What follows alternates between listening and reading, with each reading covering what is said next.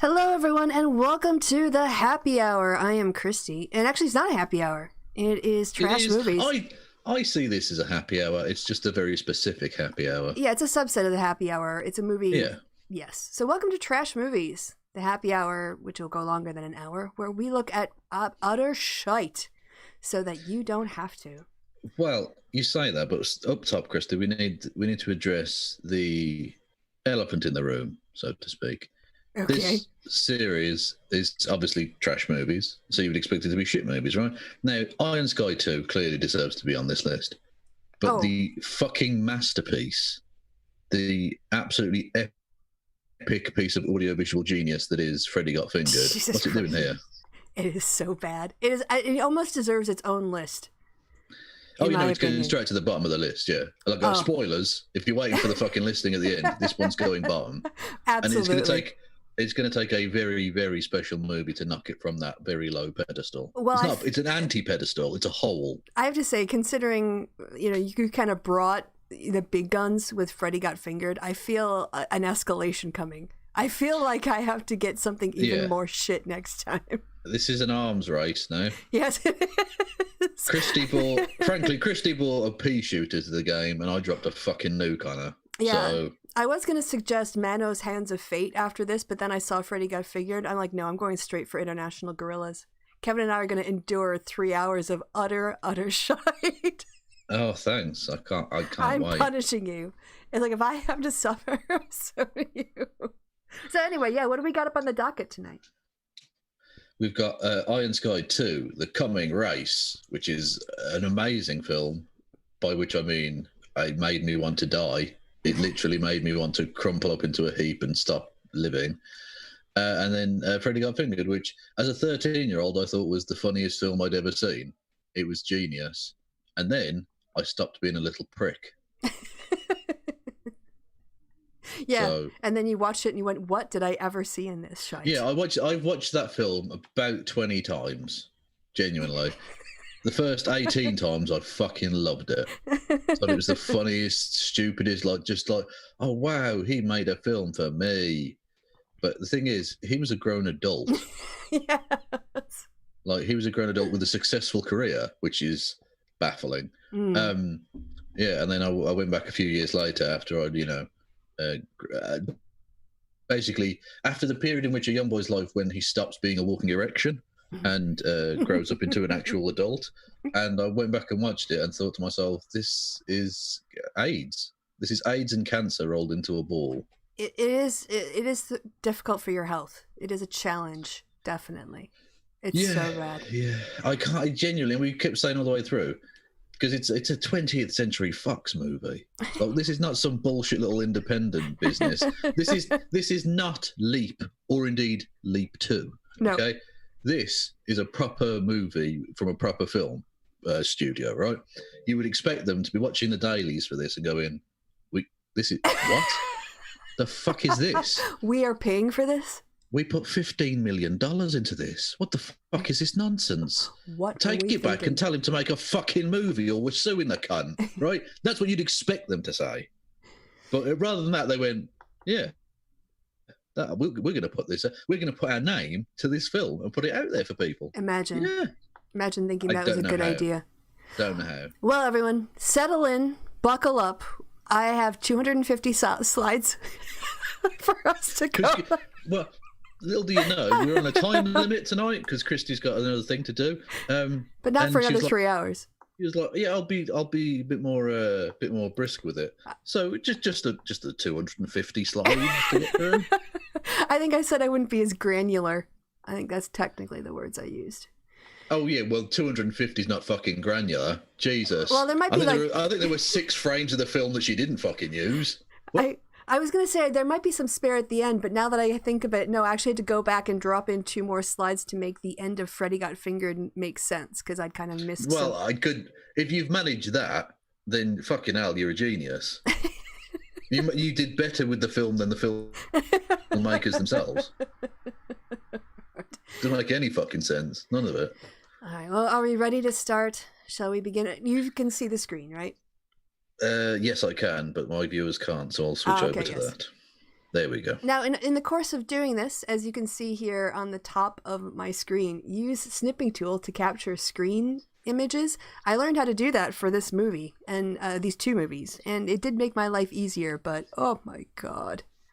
You know, you could have done not taking a screenshot of every single frame of each movie. Maybe. Would have been good. Maybe.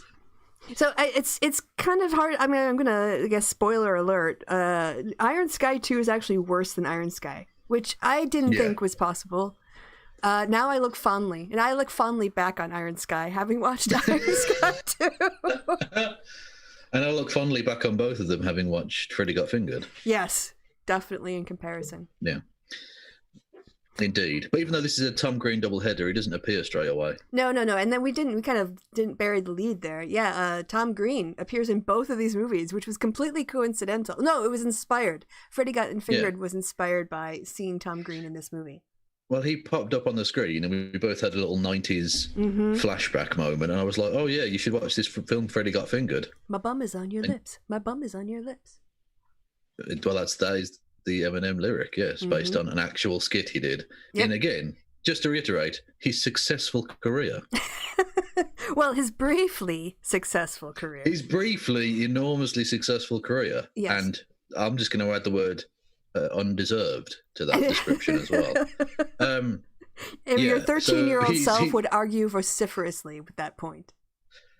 True, but he also thought masturbation was the greatest thing that had ever existed in the history of mankind, and he wouldn't stop doing it constantly. So, I don't know that he necessarily had his priorities in full order. I'm not saying I totally disagree with him on that point. I'm just saying there's a time and not a time and a place. I wasn't wanking in public. I mean, there are limits. There are other things you can be doing with yourself, Kev. Maybe read a book, you lazy little prick, you know? All right. Well, let's start on this because we've got a lot of movie to get through. A lot of movies. Have we? Double header. Okay. We've got 250 slides to get through at least. Oh shit! I should get my notes out, shouldn't I? Oh yeah, because we always start with your notes, like the notes that you'd made. You shout them out, and then we watch them unfold. So yeah, please, Kevin, as always, Indeed. Prepared. Yes, Iron Sky, the coming race. Yeah. What do you got for that? What we got? What have we got? Palin Lizard Handlock is a nice one. Tom Green is Moon Priest, which is true. Yes. Earth is Hollow. Yeah, that's another one. Hitler with stuffed blondie on wheels. I don't remember that one. Well, you the don't dog. have that necessarily. Yeah, the dog's called Blondie. Oh, that was the name of Hitler's dog, after which the band were named. Find Lizard Steve Jobs is a good one. T-Rex tail whips Moon Fuhrer. Yes, that happens. Is a nice one.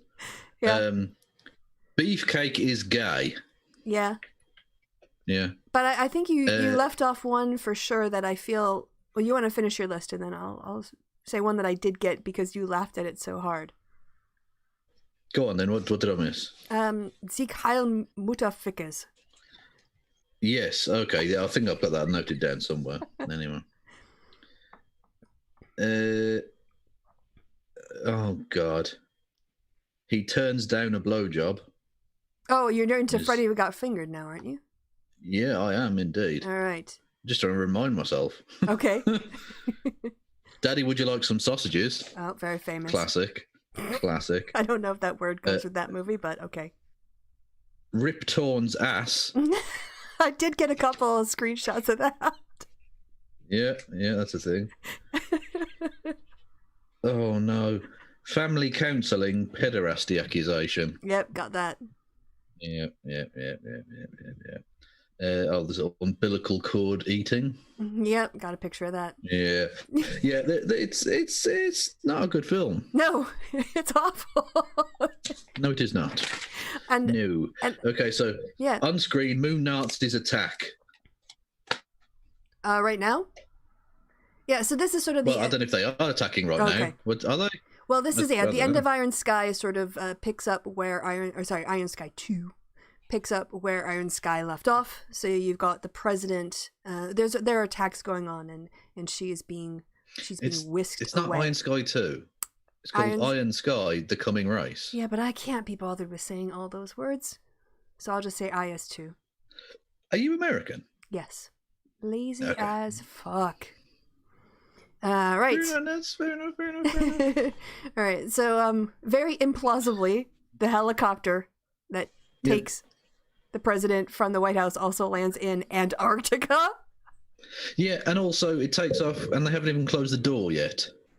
Which I don't know if that's necessarily safety protocol when you've got the most powerful person in the world on board. And nukes I don't going know off. the Air Force One or Helicopter Force One, whatever the fuck it's called. Like, I don't know if that's... It's not Air Force One, that's a plane, but there is a name for the helicopter that the president takes. Chopper One. Sure, why not? Yeah. Anyway. Big energy. It lands in Antarctica, which, I mean, to be honest, she's not dressed for the occasion. Not at all. No. And then, I don't know if Shackleton, in his famous moment on Antarctica, was dressed in a skirt. Probably. If I'm honest. Probably not. And of course, that would make that scene no less noble, but a lot more strange. Yeah, and we've got Tom Green. She was in, you know. Tom Green here on the screen. Well, you've got the name of Tom Green, and technically we've all got Tom Green in our hearts somewhere. Yeah. Unfortunately, no. Exactly, and usually it's terminal. Tony and Sean, by the way, Harvest, Tony and Sean and House in the chat are all right. It's Marine One, correct? Marine One. It's not even a ship. That's silly.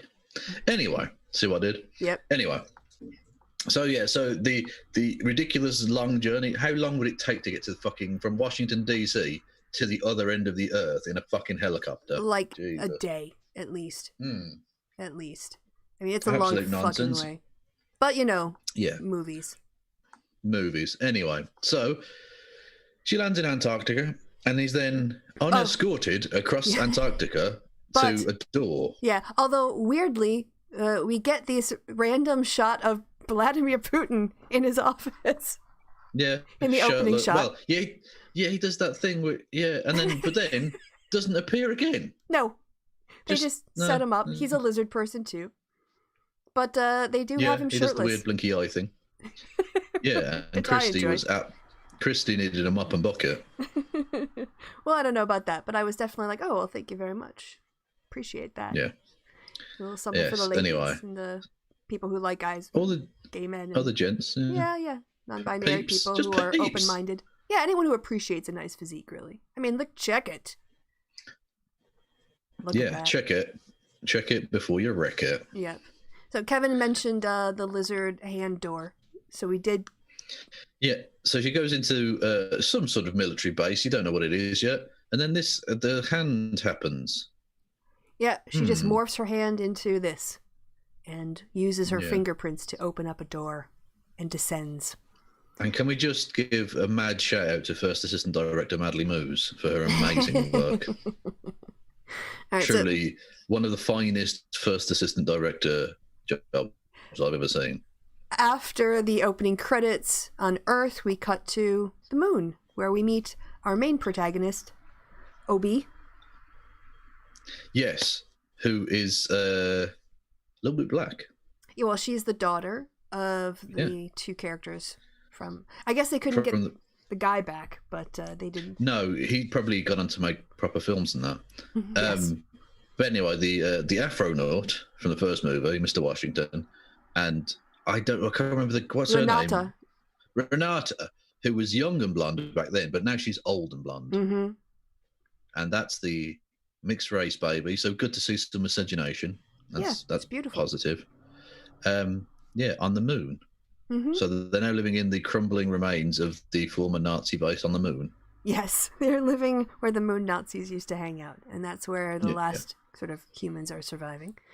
Now, credit to the movie. It still has amazing-looking CGI. Yes. Again, having pumped in millions into the first shit film, they pumped millions more into a second shit film. Yeah. So visually, it is the delightful lacquer of polish on what is otherwise a turd. Yeah, I mean, if they just put all the CGI together into a little 10-minute movie, I think it would have been better. Yeah, you just thought, oh wow, this is interesting. Yes. And it would make as much sense as a story. Yes. Just visuals of the Earth and stuff. Yeah. So this is a spaceship that is coming from the Earth, and they're all like not quite sure if they should let it in or whatever. But then Obi decides to run and do the stuff to open the doors to help the ship land. And when it lands, we are greeted with many people who are survivors from Earth. This is Sasha. This is Sasha, who is the stereotypical Russian guy.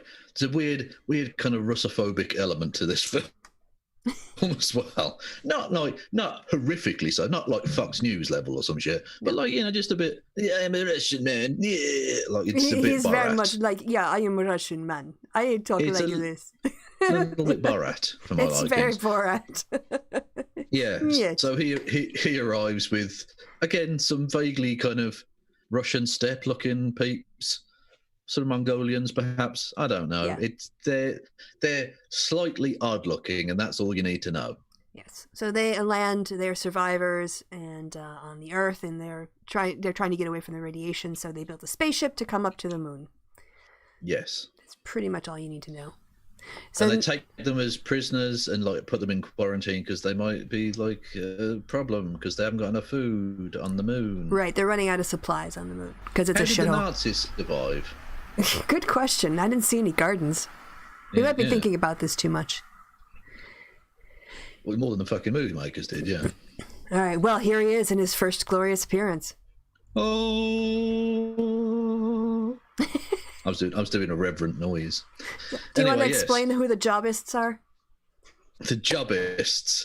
They're a Steve Job-related cult it's the new religion thing. Yes. That Tom Green is the high priest of, and Emily Attak on the left there from The In-Betweeners and nice tits. She is his assistant person as well, and they run the Jobists, who have, frankly, one of the most hackly written pieces of nonsense ever, where their entire thing is built around like iPads are awesome, aren't they? Yeah, we get the fucking joke. Jesus, throughout the film. Yes. The other thing that they play on in here is that it's sort of like they're locked into a closed system, that they're not allowed to jailbreak their phones. And that if you, I thought I took a picture of it, but I think I messed up the slides because I've got the one a little bit farther along. There's a guy who decided to jailbreak his phone, and he was excommunicated, which meant his phone blew up with him holding it. Yeah, killed him. Mm-hmm. Literally murdered him. Yes, he was. Yes. After that happened, the explosion sort of spills out into the moon base hallway, and Obi is walking by, and she gets very mad. So she takes a big old fucking hammer that's just lying around and kind of does, it's not shot putting. Is it when you go around 3 times and you throw something? The hammer. Yeah, the hammer. She whips it around 3 times. She hammered a hammer. And it goes through this big glass door with Steve Jobs' face on it. And then we get this sort of yes, because again, in case you didn't get it, it's the Steve Jobs religion, yeah. And she walks through a shower of glass, which would be very dangerous. But looks awesome. It looks awesome, but would be impractical and dangerous. Yes. Just saying, that's a health and safety disaster. Now, Renata is a jobist. She is, yes. Yeah. And then we are also at this time introduced to Malcolm. Beefcake. Yeah, we'll just call him Beefcake. Because that's what he is. He's a beefcake. He's very well built, but stupid. Whereas Sasha is thin and scrawny, but very technically gifted. Very nerdy. And they make up the not entirely hackly written, I don't know, 2 choices that Obi has to make. Do I want to fuck big beefcake man who's stupid, or do I want little scrawny guy who's clever? I don't know. And there's a blatant attempt to con the audience into thinking there's a cock jousting match happening. Yeah. Whereas I would be like, why choose? Why not have both? Well, you know why you can't have both, Kristi. I've already read out the silliness. Well, I know why in this case, but like Anyway, we'll get to it at the end of the movie. If it is the case, yeah. Three's a crowd, you know? Go crazy. Yes. So we also learned that Renata is very sick. Here as well. She's old, yeah. Yeah, she's coughing up blood and stuff. Yeah. Right. Yeah. So, as we move along, there's someone else. We should point out that Obi does like the voiceovers for the things she does while exposition telling dumps. the story. Such exposition dumps. So many exposition dumps in this. But then you think, well, look, the story's telling about you, so you get one of the. It just doesn't make any real sense. It's kind of off-putting. Have a neutral. If you're going to have a voiceover person in this situation, have a neutral person who isn't involved in the story. It doesn't make any sense. Because are we reading her fucking diaries? What's going on here? Yeah, it's not really understood why she's confusing. Dumping exposition to us as if she knows she's being watched. Well, we know why. It's because the people who wrote this are garbage. So, there was also someone else who apparently traveled on the ship and came off to. Yeah. There he is. Who snuck on board dressed as Obi-Wan Kenobi. Yes, as you pointed out, like that's Obi-Wan Kenobi. Yeah. But clearly, they're a fan of other movie references, aren't they? Mm-hmm. They love their other movie. Actually, I found another one. I think not a movie reference, but I think I found another reference later on in the film. Yeah. Okay. Now, I thought this was going to be Renata's ex-husband, who we thought was dead, but had come back for some reason. But no, it's another person who we thought was dead. Yes. But came back. Obi sees this person. She starts following the figure, watches as he digs around in a desk, pulls out something like looks like a candy, and takes it, and it suddenly starts to glow under his hood. And who does it? His jowls go nuclear. Yes. And who does it turn out to be? Old Moon Fuhrer. Moon Fuhrer is back. It's the original Moon Fuhrer from the first movie. Yeah. So who we think was dead because we saw him get killed twice. Yes. Literally twice. Yes. First film. Yes. Amazing. Still alive, still doing his thing. Has managed to sneak on board, pretending to be a Russian. Apparently. Or something. I mean, I don't know how he knew the spaceship or any of that, but. Yeah, doesn't make any fucking sense. And then he explains in a massive exposition dump that actually he's a lizard. Yes. So and the Nazis were lizards. Yes, he offers her this thing that he ate. It looks kind of like a Hershey's candy. And it's a Hershey's Kiss. Yes. That's what it is. It's a Hershey's Kiss. Yeah. Like, you can give this to your mom and it'll heal her. Basically. Yeah. So she does.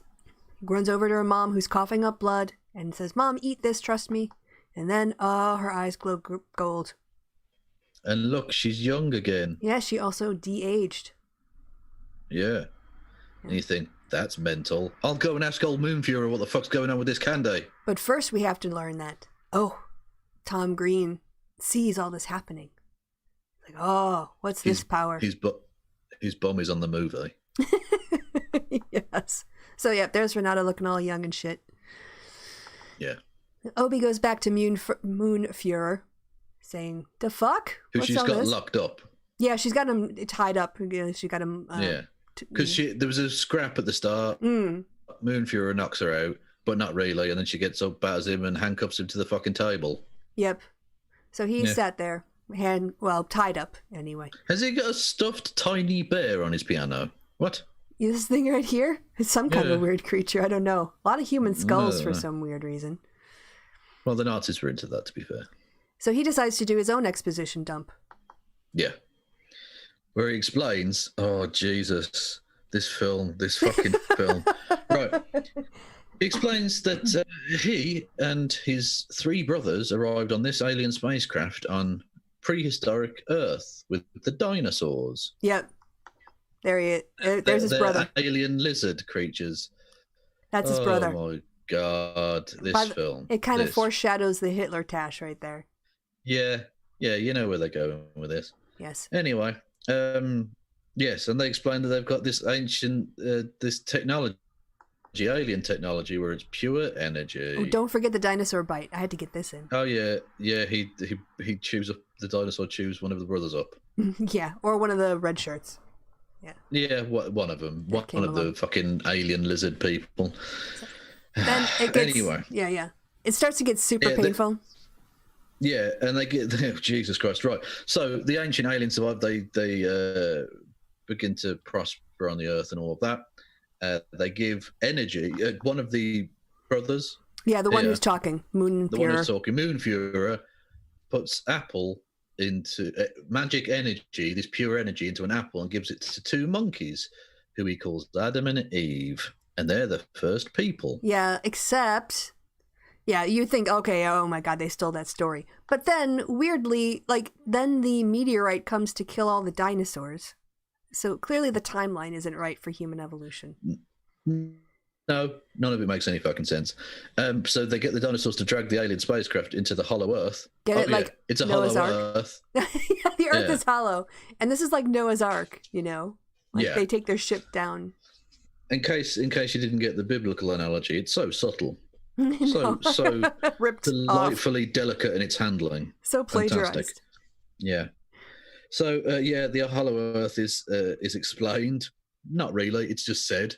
It's just a thing, and they get in it, and then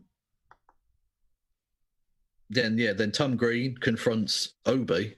Well, he's just spying at this scene. Oh, he's spying. Sorry. Yes. Yeah, okay. Because old Moonfuhrer is going to give her a map to the hollow Earth. To the hollow Earth. Yeah. Yeah.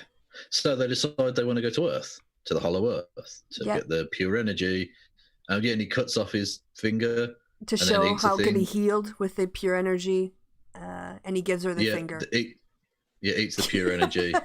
And his finger grows back. And that finger is the way that they can get into the moon base. Because we already saw that with the cerebellum lizard. Yeah. That's how they get in.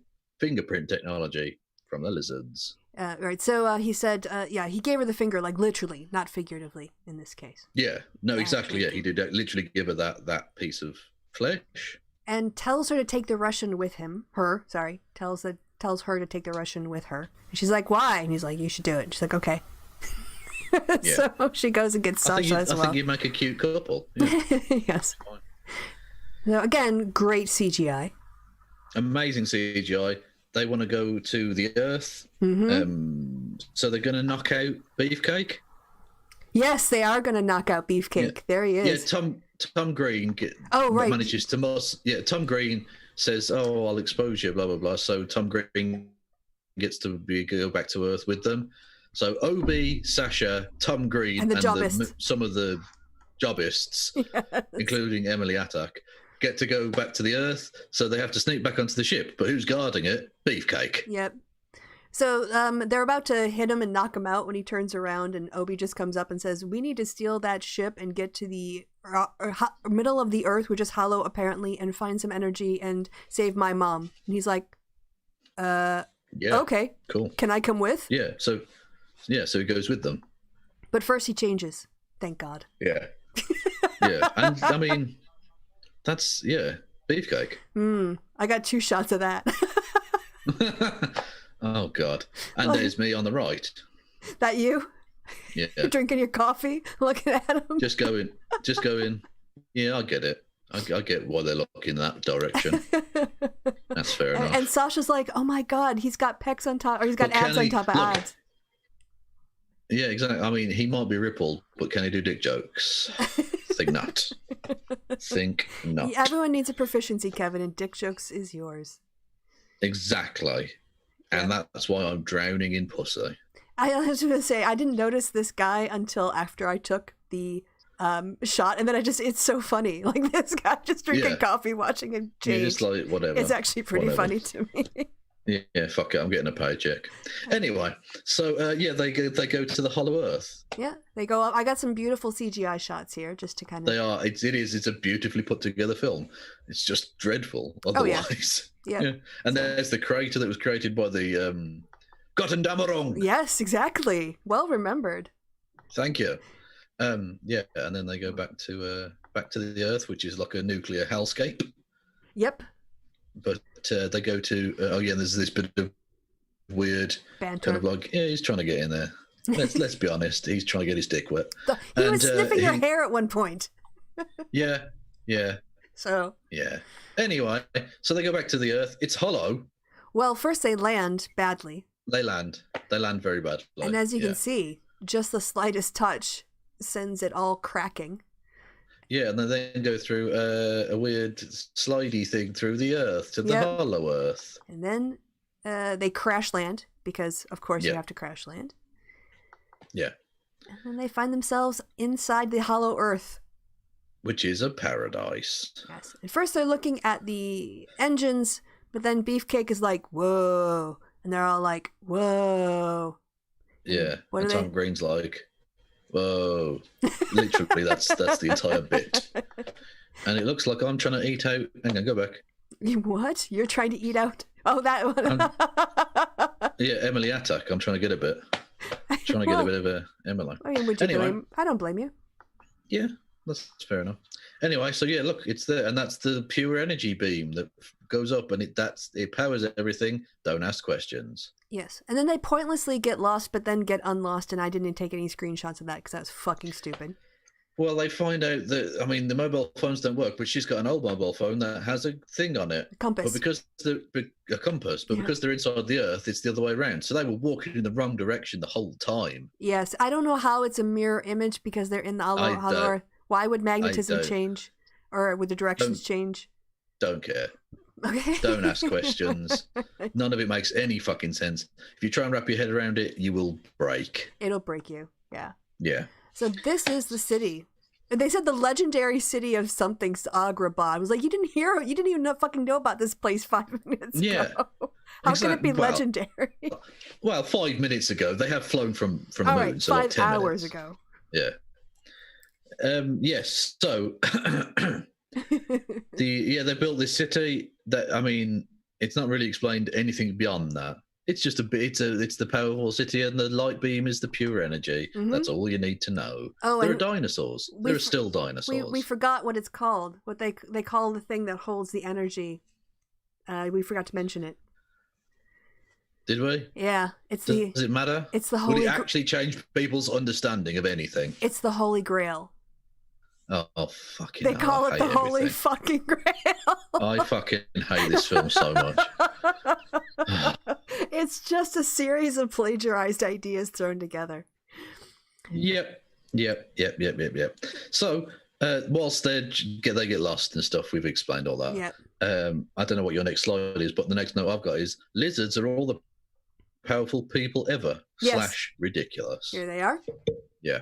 So on the left, you got Caligula with his horse that wasn't a senator. That's a silly historical story, you fucking simpletons. There's Margaret Thatcher's there, Hitler's there, Sarah Palin's there, Osama bin Laden's there, some random pope is there. Yep. Oh, Zuckerberg. Zuckerberg's there. I think he's I don't know, not Hannibal. Attila the Hun, I think, is there. I don't know. Anyway, so basically the gist is all the powerful people you ever heard of, they were actually lizards. But now look at this composition, Kevin. Look at the table. Look at the people sat at it. Yeah. It's the Last Supper. Yes. Yep. Definitely. Or more specifically, it's Da Vinci's Last Supper. Yes. Yeah.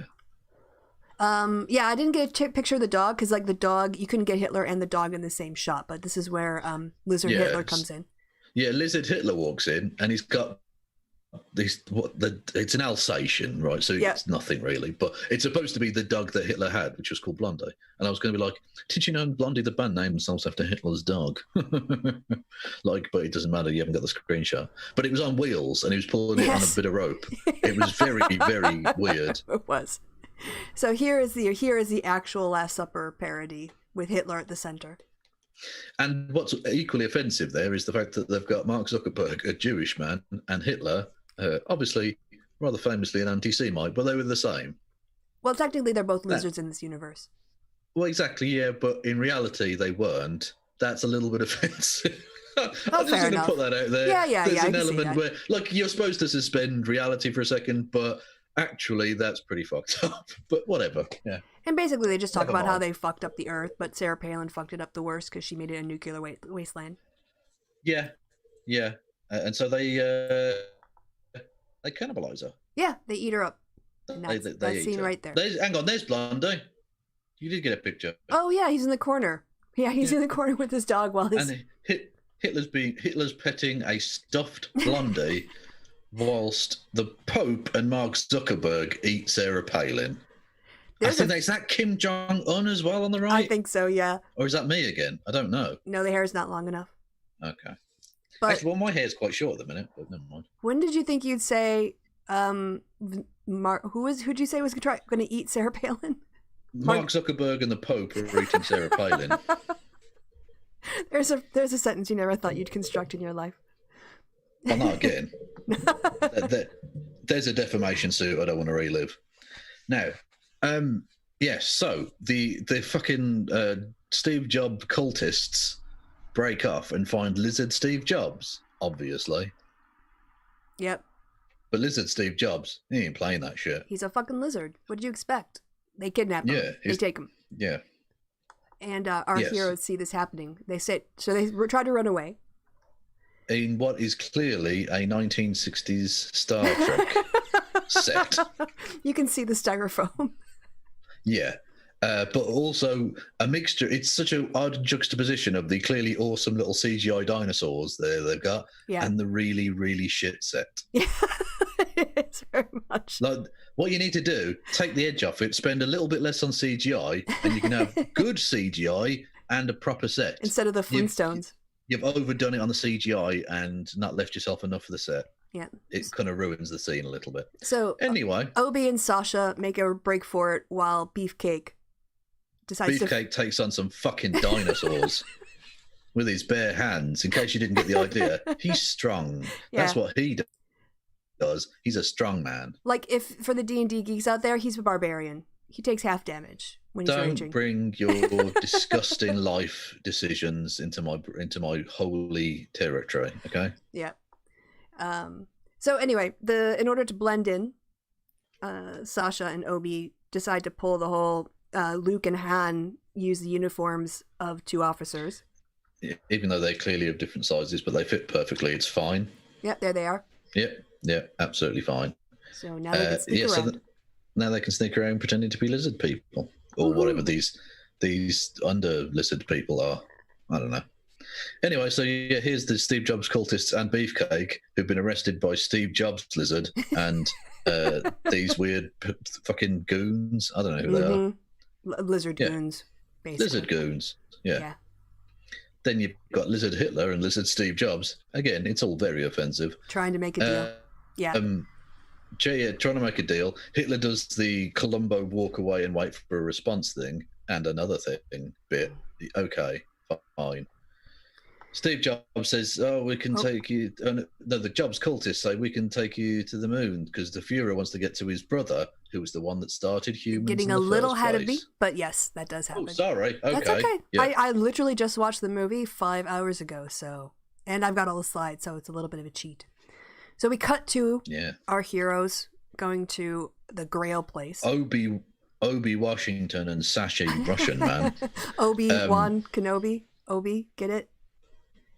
Yeah. Oh, well, it's very clever. It's all very clever.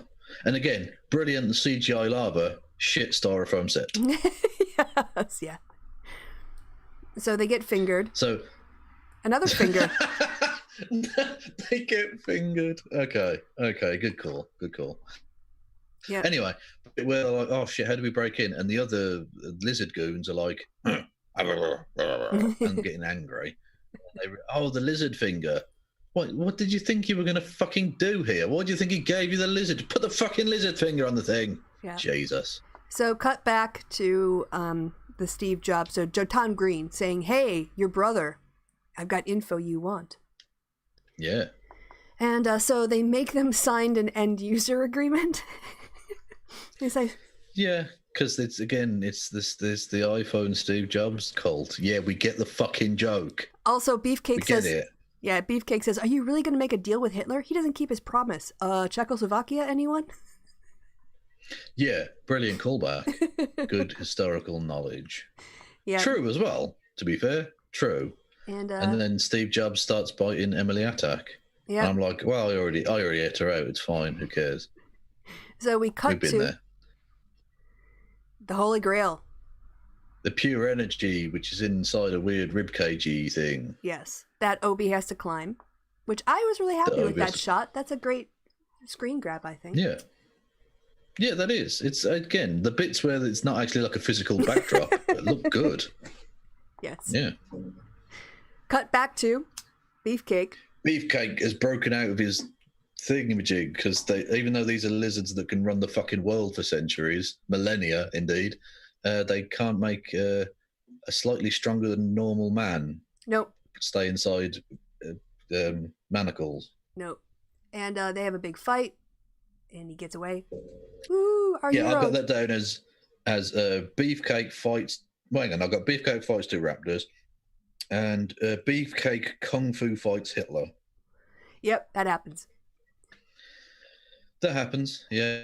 And then there's a weird chase scene where they've got triceratops, lizard things. Chariots. Chariots, which I think is supposed to be a callback to loads of different things, but probably a little bit to the pod race from the Star Trek as well, which was inspired, I think, a little bit by the Ben-Hur thing, yeah. But yeah, so that's, and it's so shit. But did you get the greatest of all shots? Which was? The Triceratops jumping over the gap in the bridge that was made. I do have something related to that, but I don't know if I got that one because I was getting a lot of the chase scenes. Like, this was an amazing shot. Yeah, that's Margaret Thatcher shooting a gun thing at a mixed race person. Not surprising.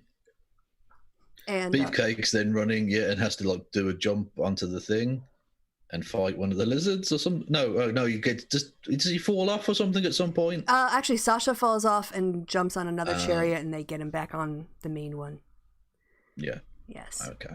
But this is so the big globe that was there fell into a bridge, and they had to hop over the bridge. They all made it, but the baddies didn't. Woohoo! Oh, so you didn't get the jump? Oh, I didn't that's a get shame. the jump. The Triceratops, in traditional fashion, when there's a gap in a bridge and they have to drive really fast to clear the gap, and there's a woohoo bit as they clear the gap, they did that with a Triceratops chariot. Yes. So our heroes get away. That's totally believable. All of it. But then they come after. They're being pursued by the Hollow Earth lizard people. Yes. All right. And then we get back to the moon. Yeah, back on the moon. And then they're chatting away. And then, hang on, at what point do we get Moon Fuhrer? Yeah, he comes back. There he is. Sorry, yeah. Yeah, Moon Fuhrer shoot. Hang on, where am I? I've lost track of where I am. They escape back to the moon. Lizards escape on the airship. Moon Fuhrer shoots Yuri and Beefcake. Yep. And takes Mom hostage. Takes Mom hostage. Again, she's young, but she's aging a little bit because she hasn't had any pure energy in a while. It's very subtle. And not just that, but how like why haven't they updated the guns? Like he's still got a Nazi gun. Like okay, fair enough, whatever. So he shoots Yuri and Beefcake, but they don't die because reasons. Yeah. And but then we have Zig Heil, motherfuckers. Yeah, the moon lizards land and they bring their dinosaurs with them. And so you have Lizard Adolf. This is an amazing sentence. Lizard Adolf Hitler riding horseback style on a T-Rex, breaking through the wall, and shouting "Zig Heil, motherfuckers!" Yeah, in German. There he is. There's a Zig Heil, motherfuckers. Which is one of the greatest.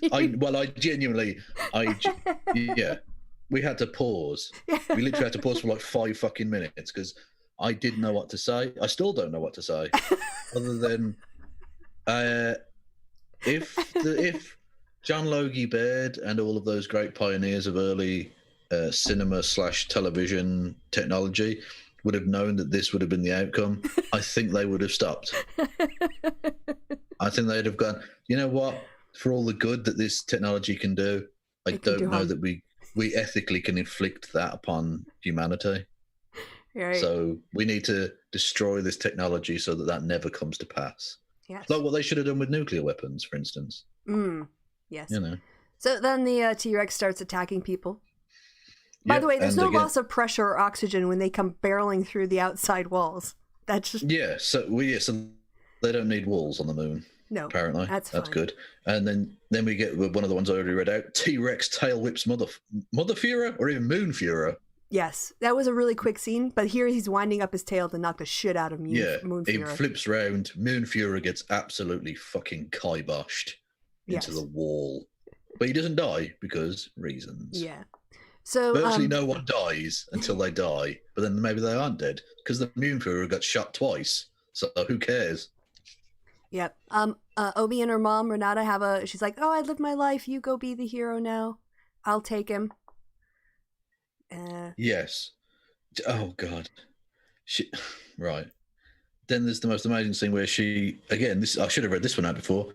She does a flying kick, kills the T-Rex, Hitler squashed. Yeah, there she is lining up for her. She actually kicks, so she's filled up with this magical energy. Pure energy, yeah. She's eating too much pure energy, so she's all pure energied up, but she's still got old woman hair. Anyway, so yeah, she does a running kick, kicks the T-Rex. Yep, and it dies, and then it dies. But then Hitler's alive. But then the bridge that the T-Rex landed into falls down and squishes Hitler. Yes, kills him. What is the most amazing piece of slapstick nonsense you'll ever see, where a lizard Hitler gets killed. Yes. So they're pushing people, the survivors on the moon, onto this ship that they're going to try to escape in. And Sasha says, I'm part of the team now. Trust me. I can hook up the Holy Grail to this ship and make it go. So he goes into... Duct tapes to the side of the ship. That's the duct tape. He literally duct tapes. And not twice, only once. He just sort of sets it. Only once. Yeah, I remember saying, don't waste the second bit of duct tape. It's valuable. Yeah. So then Moon Fuhrer steals big ship, chasing and shooting. I know that he shot Renata.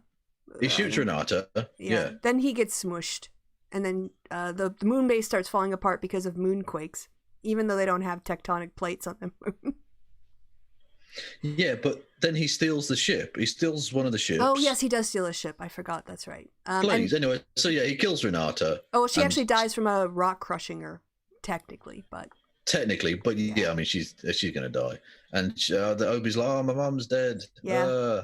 But she gets over it because she's fucking hardcore. Yeah. Anyway, so they're stealing off the last humans, get rid of the half swastika base, they leave. Moon Fuhrer steals another ship. Mm-hmm. And it's like, oh, I'm going to fucking blow you up, bitches. Yep. And then they get in with a Jobsist excommunication explosion. Yep. They excommunicate him. I excommunisaren. Ziren, yeah. But yeah. Okay. And he blows the fuck up. Yeah, he done exploded. And everybody so on the ship is happy. Yay! Yeah, fuck yes. And he's getting a bit of dry humping in. Good stuff. So then we cut to them all partying afterwards. They're partying afterwards. And Beefcake's like, oh, you should go and totally try and tap it. Mm-hmm. And Sasha's like, no, she likes you. No, she likes you. And he's like, no, I like him beefy. He's gay. He slapped that guy's ass. He slapped that guy. He slapped me on the ass, and he's pretty gay apparently. And then, even though apparently he's allergic to shellfish and peanuts and wheat, he just which you would think you would be like very careful about what you eat. He just grabs a thing off a plate and eats it. Yeah. And dies. So except he's not dead. He just kind of complete waste of time.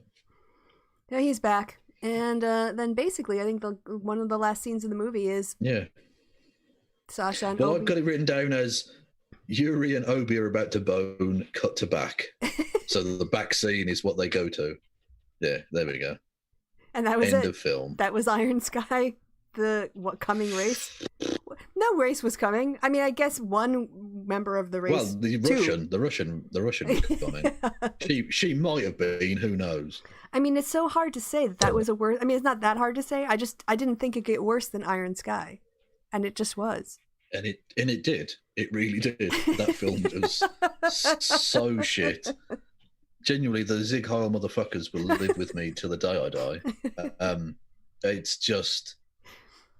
inexplicably shit. Yeah. I think there wasn't enough Hitler on a dinosaur, if I'm honest. Yeah. I mean, maybe the they could trailer have been involved in T-Rex races. Yeah, the trailer we watched had more Hitler. Had Hitler on a T-Rex in the Hollow Earth, and I was so disappointed we didn't get to see that scene. Yeah, we were lied to. Very much so. Lied to I feel cheated. Did I watch the end scene? I feel cheated. Is there I feel cheated. That was I didn't watch if there was an end credits or a post credits scene. I just was like, okay, done. Yeah. Well, we weren't sticking around hoping, I hope there's extras afterwards. No. Don't care. Don't fucking care. Yeah, so Kilio in the chat saying, did you watch the end scene where they hint the next bit? Oh no.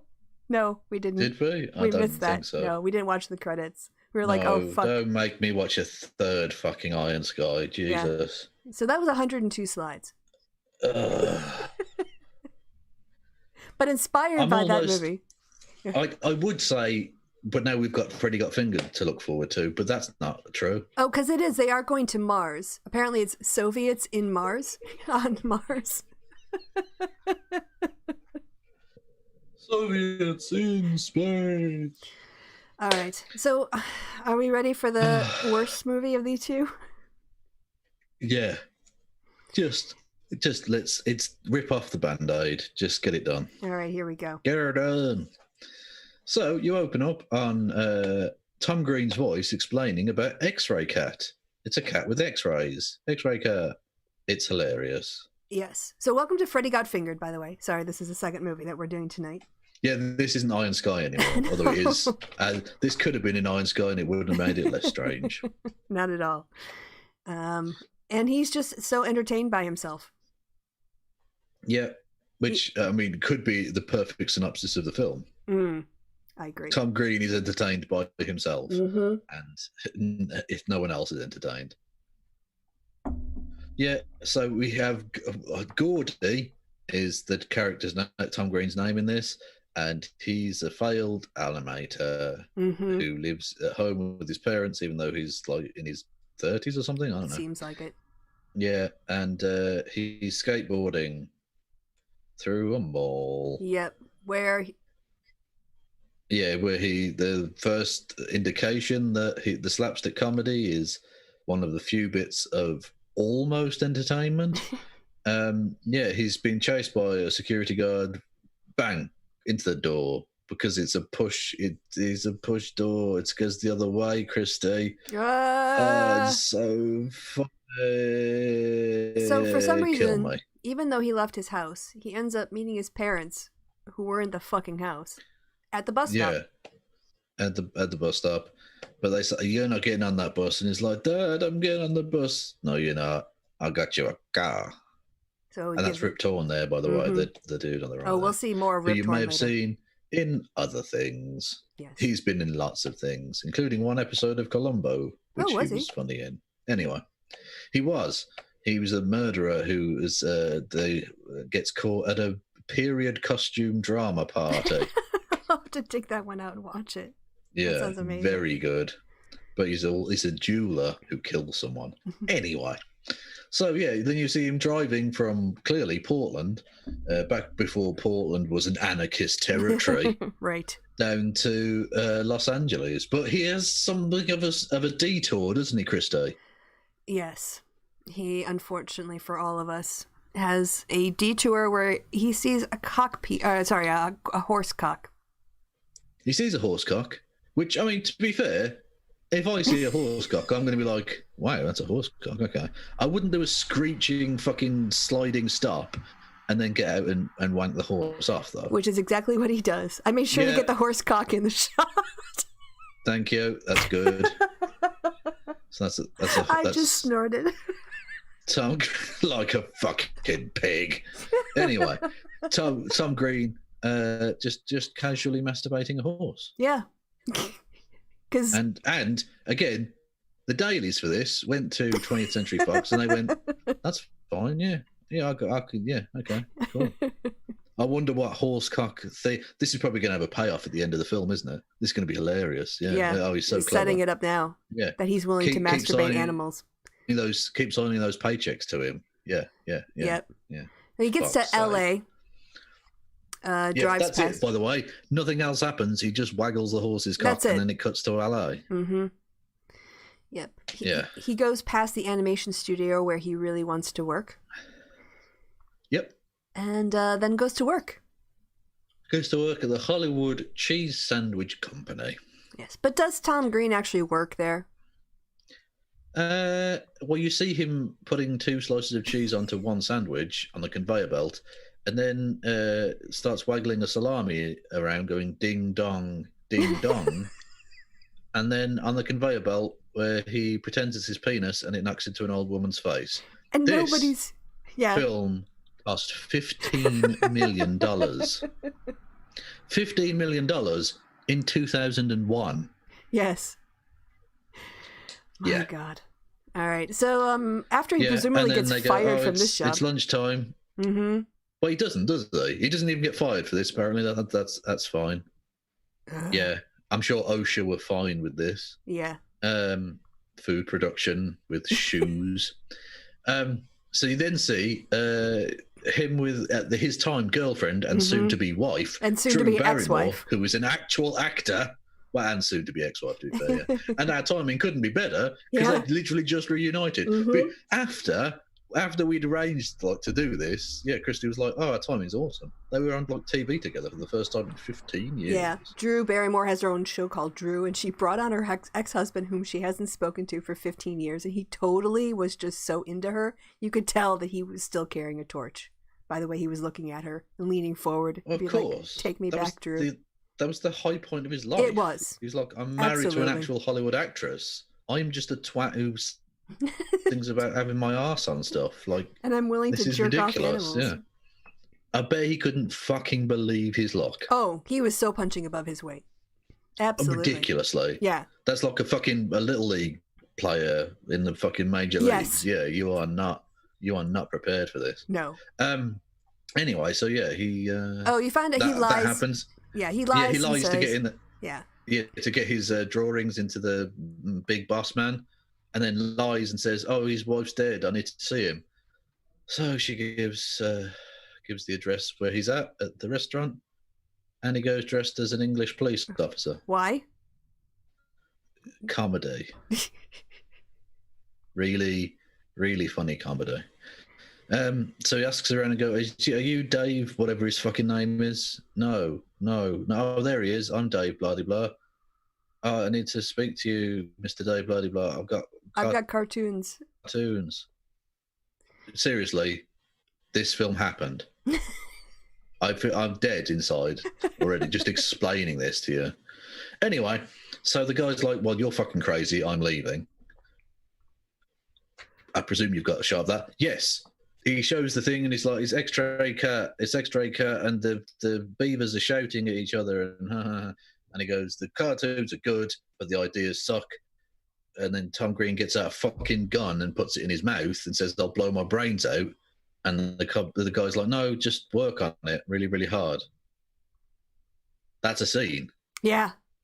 That's it. Oh, and get inside the animals. You have to get inside the animals. Oh, yeah, you have to get inside the animals. Yeah. Which is clearly a reference to, you have to try and understand how an animal would act and why that would be funny to a human audience. Right. That's what he means.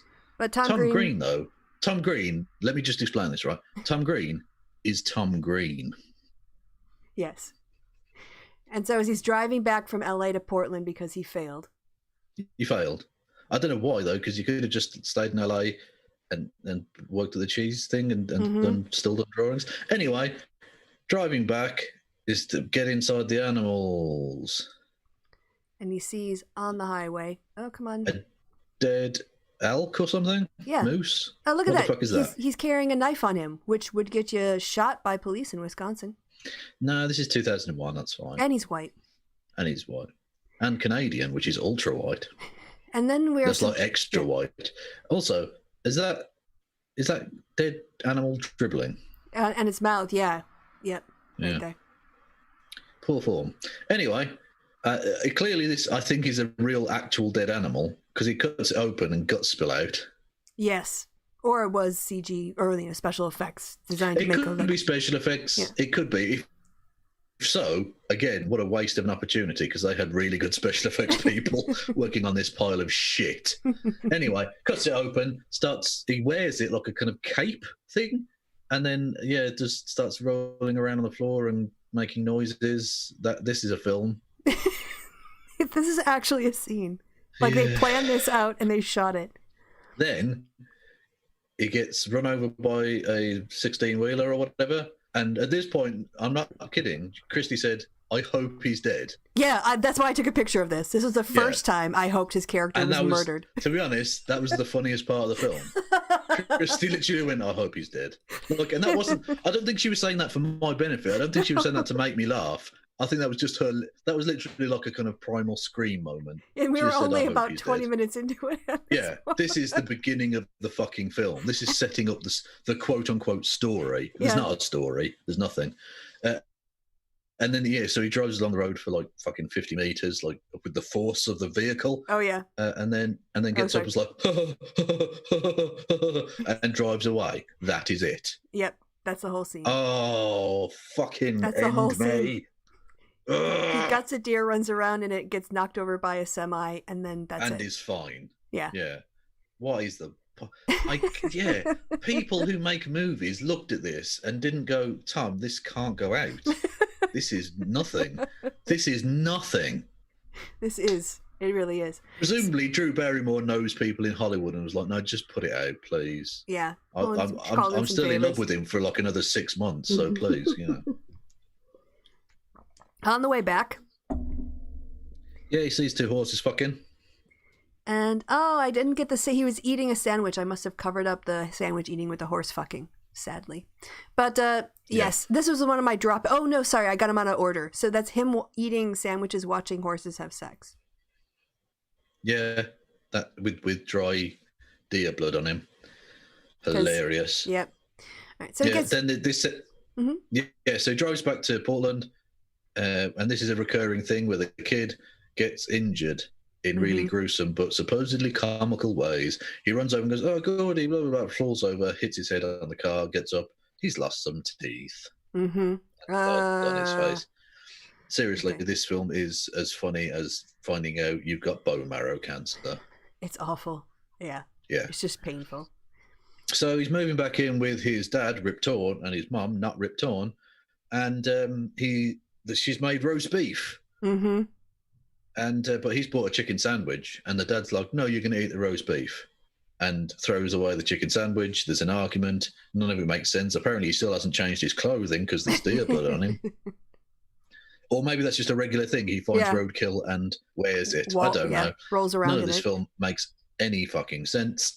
And then he goes to his room. Yep. Well, what I've cut to next is he goes outside and he's building his skateboard ramp with his buddy. Yeah, there's an indeterminate amount of time. Who knows if it's the same day or another day? Who cares? He's building what was unfinished skate ramp, and he's just going, he's hammering away, and his friend says, no, that's too loud. So he gets out a nail gun, which if you had a nail gun, why would you be using a hammer anyway? And it's more loud. That's the joke. He says that's too loud, so he uses a thing that's more loud. God, this is clever. Yeah, and his dad yells at him, and the neighbors come out and complain and whatever. Indeed. But because he's angrily hammering away, he doesn't realise that one of the nails is sticking out of the board. Right, so when his friend goes to actually use it and try it out... Yeah, he falls over because he says, I've got slippy shoes on. Yep. Oh, God, this film is cancer. Slips over and cuts his fucking leg open. Gets a compound fracture, actually. Oh, sorry, compound fracture. Apologies. Yes. Okay, whatever. His leg is not as closed as you'd like it to be. Yes. Let's put it that way. So what do they do for comedy? Well, he's screaming in pain, as you would in that situation. I can perfectly understand the friend's reaction. That, no problem with. Actually acted quite well. Good stuff on that man's part. Although, frankly, after this film, I wouldn't be surprised if his career ended. I haven't seen him in anything else, so there you go. Rip Torn comes out. He's going, what are you doing, you dickheads? Throws the skateboard, which is because he slipped off. The skateboard goes onto the thing. He throws it at him. It hits him on the wound, and he screams more. And then Tom Green starts licking the wound. Yeah. I'm sorry, I actually had to take pictures of this, you guys. Yeah, so. You have to experience what we experienced. I thought this was the funniest film ever. I was a twat. Anyway, and then Rip Torn slaps him upside the head and says, "What are you doing, boy?" And I was like, again, I can understand that character's reaction. If my son was licking another man's open wound, I'd say, "What the fuck are you doing? You're a shame to me. Get out of my fucking house." Anyway, he goes to visit his now very injured friend in the hospital with a skateboard, because apparently it's a symbiotic relationship at this point. He meets, I've just got her down as Blondie, which is ironic considering the previous movie. What's her name? I actually can't remember. If anyone in the chat remembers. Oh, for God's sake. Well, no, it's Wikipedia time. Yeah. Oh, do I really want to type Freddie Got Fingered into the internet? And by the way, like, the title of the movie really has nothing to do with what happens in them, except for one little bit of the movie, which isn't even... Betty, okay. She's Betty. And she's played by Marissa Coughlan. I'm sorry, Marissa. She was actually trying to be a good actress. Like, she was a professional. Yeah. There were a few elements where they're trying. They're really trying. Yeah. Anyway, meets Betty. She likes flipping little milk. Oh yeah. They're called jiggers, by the way. Those little milk things. Oh, creamers, we call them. Yeah. Well, no, the official title is jigger. Okay. Jesus. Anyway, and then so it's in that room. Oh no, hang on. She sat down talking, and then they really hit it off. They really hit it off. Yeah, awesome. Because she's also kind of dumb. Yeah, she's in a wheelchair.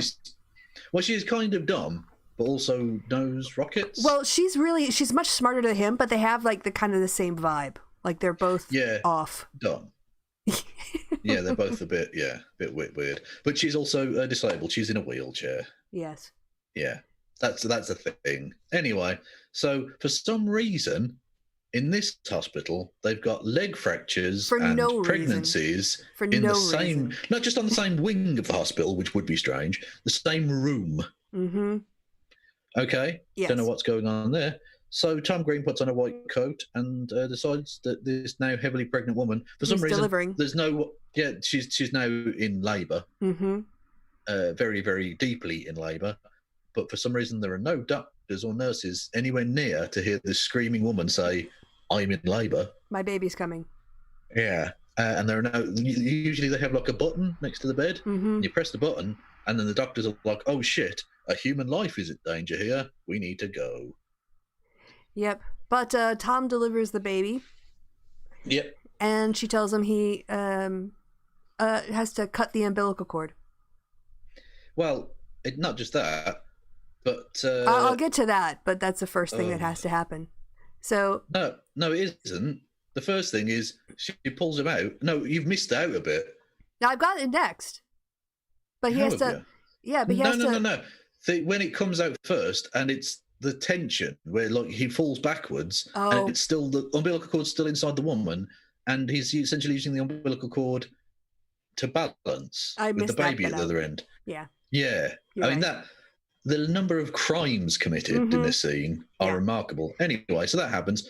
He then has to cut the umbilical cord, so bites through it. Yeah. As you do. Because Tom Green. Yeah, the baby isn't crying, so he starts swinging the baby on the umbilical cord around the room, which again would be a very serious crime. But it saves the baby. It starts to breathe. So. Yeah, so apparently that's fine. And I mean, this film is fucking it's awful. It's terrible. I'm losing the will to live just talking about it. So anyway, they've set up a date, Betty and Gord. So they go around to the thing. They're talking. She's really into rockets. She builds rockets, but she also likes to suck dick. Yeah. That's not me saying that. That's literally a thing she says. Yeah, that's part of her character development, apparently, is like she loves sucking cock, but first she needs her kink taken care of. Yeah. No, so she's disabled, right? Which, again, you can have a disabled character in a film and have them be sexual. That's fine, of course. But this is weird, because she likes having her legs caned, but for some reason, even though she can feel that, there's no blood or anything in her legs, because they don't don't bruise or break Never. or anything. Nope. They're just fine. Look, I mean, look, those are perfectly baby smooth legs. There's no knock on them. Nope. Even though she likes being hit really fucking hard in the legs. I don't understand how any of this works. Then he he overdoes himself and hits her in the fucking face with it. Yes. But she doesn't like it all. But which she doesn't like, but she's then like, okay, now it's time for me to suck your cock. There you go. Yeah. He's like, oh, I don't know. This is character development, yeah, like you say. So she goes to suck his cock, and he's got the umbilical cord duct taped to himself, ironically with more duct tape than Sasha used for the infinite energy thing. Anyway, so not only is that the grossest thing you ever say, but also she's like, oh, never mind, I can work around it. Yes. And not just that, but he's illegal because he stole a part of another human. Yeah, he should be arrested so many times in this character. Yeah, he commits so many very, very serious crimes. It's untrue. Anyway, and then there's that incredible piece of symbolism where I don't know if you've got a thing with the Eiffel Tower. I do. There you go. Look at me go. This is what happened when I have to watch the movie twice. That's a giant erection. Yeah, get it? Just see what they've done there. Penis. So then Rip Torn comes in and the shower is going. Oh yeah, it cuts back to the thing. Mm-hmm. The shower's going on, so he's like, no, they call him for dinner, don't they? They call him for dinner. He doesn't come out. He's like, where is he, that dickhead? So Rip Torn, Dad goes to the thing. He's in the shower, so breaks into the shower, does the pressing the toilet thing. Back in the day, for the young uns, there was a thing where you couldn't be in the shower and someone used the toilet because the shower would go really cold for or really no fucking reason. Because all the hot water or all the cold water would disappear. Yeah. Yeah. So it was a strange time. There were a thing called there was mobile telephones, but there were also static telephones. Crazy days. Anyway, anyway, on this wax cylinder film that we're watching now, he breaks it and he's in his dad's scuba gear in the shower. This is a comedy film. Yep. And then he shows him soap on a rope, saying, "It's a treasure. It's a treasure." And for some reason, I don't know if it gets put into the toilet, but Tom Green goes ahead and just. Well, no, he pulls him out of the toilet, out of the shower, breaking the shower, shattering it to pieces. True. During which time the treasure, the soap on a rope, goes into the toilet. So he puts his face into the toilet. Because comedy? This film is so unfunny, it makes me hurt. Tony Blakeway is calling this stream a war crime. The movie is a crime against humanity, and our stream is a crime by association. Well, it is, yeah. Basically, that is true. Both Kristi and I, along with Tom Green and the now corpse of Rip Torn, probably. Is he dead? I don't know. He's old. Anyway, need to be at The Hague, clearly. Tomorrow. Yes. Yeah. Well, yesterday. All right. So this is him doing drawings, I guess. He's trying to get inspiration, but he's not getting any. So instead he decides... He's got artist rock. And then, he goes, he's the backwards man. And that's a thing. Like, he just does that for 2 minutes. He's the backwards man, the backwards man, the backwards man, the backwards man. I can walk past the back as you can. I can walk past the back as you can. I loved this film when I was 13. And his dad catches him. His dad catches him. And even though his dad's supposed to be like this cynical, worldly wise, like working man, tough guy character, because he's got a suit on backwards. And actually, it's the only bit of comedy in the film that's actually kind of funny, even though it's still kind of stupid, is that when his dad walks in and he's as the backward man, he turns the wrong way round, so the front of the suit is facing him, but he's facing the wrong way, and then realises and turns back round again. That's actually sort of funny. It's a ridiculous joke, but it's one of the only 2 jokes in the film that is sort of funny. We'll get to the other one later. All right, so anyway, he tells his dad that he's got a job working nights at a computer place. And he's and his dad believes him, even though he's wearing a suit backwards. Yes. Why do you believe him? I would regret having children if this was my child. I don't know. Is a 50th trimester abortion really illegal? I don't know. Anyway, so not just that, but he gives him $100 advance. Yes, gives him money to spend as well to get him going. Yeah, on crapper keepers. That's how I learned the term crapper keeper when I was 13. Nice. Because they're not called that here, so I had to look that up. Trapper keepers. Whatever. Yeah, that one. I was 13. Leave me alone. Yeah. Anyway, so they go back. Yeah, she's again absolutely bruised 3 legs, but she can feel the whips on her legs. Yeah, and he's having a go. This is a sex scene. Yes. And then she wants to blow him. She super wants to blow him. And he's like, "Can't we just go on a date?" I'm like, "Sorry, what?" And then Betty for like fucking 20 seconds, and it makes me want to kill everyone in the world. I hate it. I hate this film. I hate it. I think like a guy turning down, I'm sorry, any person turning down, or any person with a penis turning down a blowjob, just not believable to me. Just not. Yeah, it doesn't tend to happen very often. No. But he's quirky. He's different. Yeah, so he really wants to go on a date. He wants to go on a real date with her. Yeah. Yeah, so so they go to the restaurant. Oh, who else is at the restaurant? Rip Torn and not Rip Torn. Yes.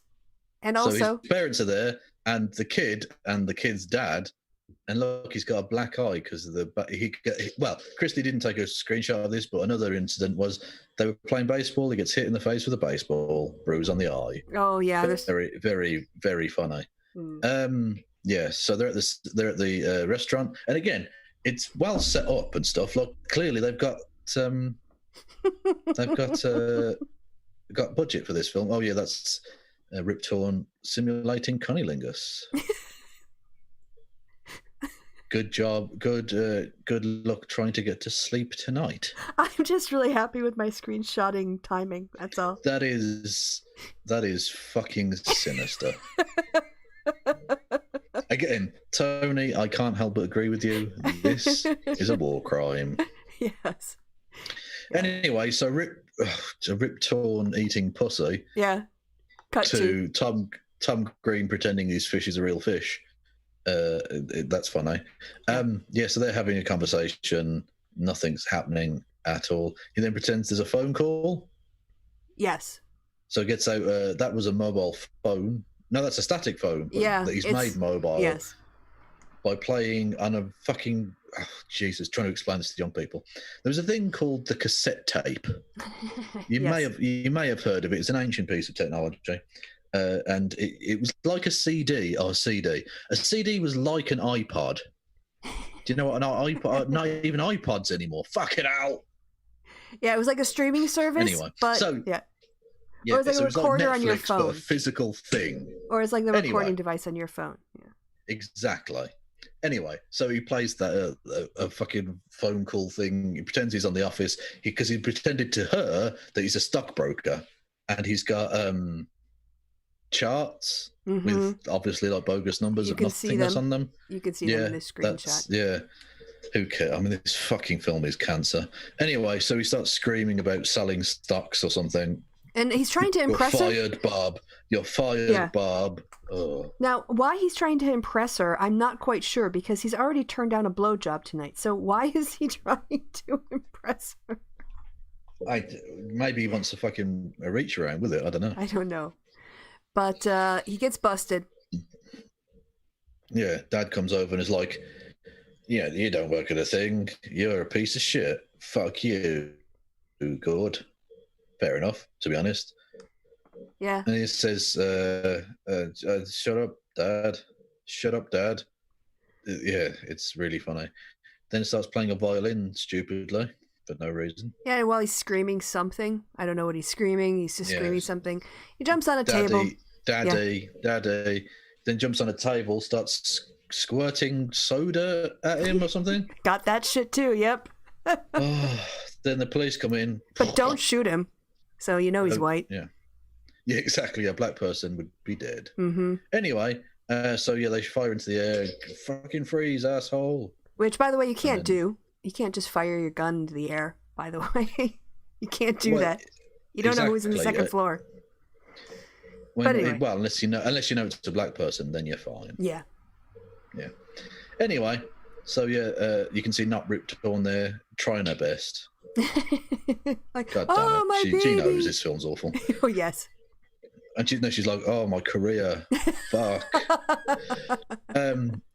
Anyway, yeah, so then they clearly they get arrested because that says they're Portland Police Department. Yep. And for some reason, she bails him out of jail. Yeah, even though she knows he's a fraud.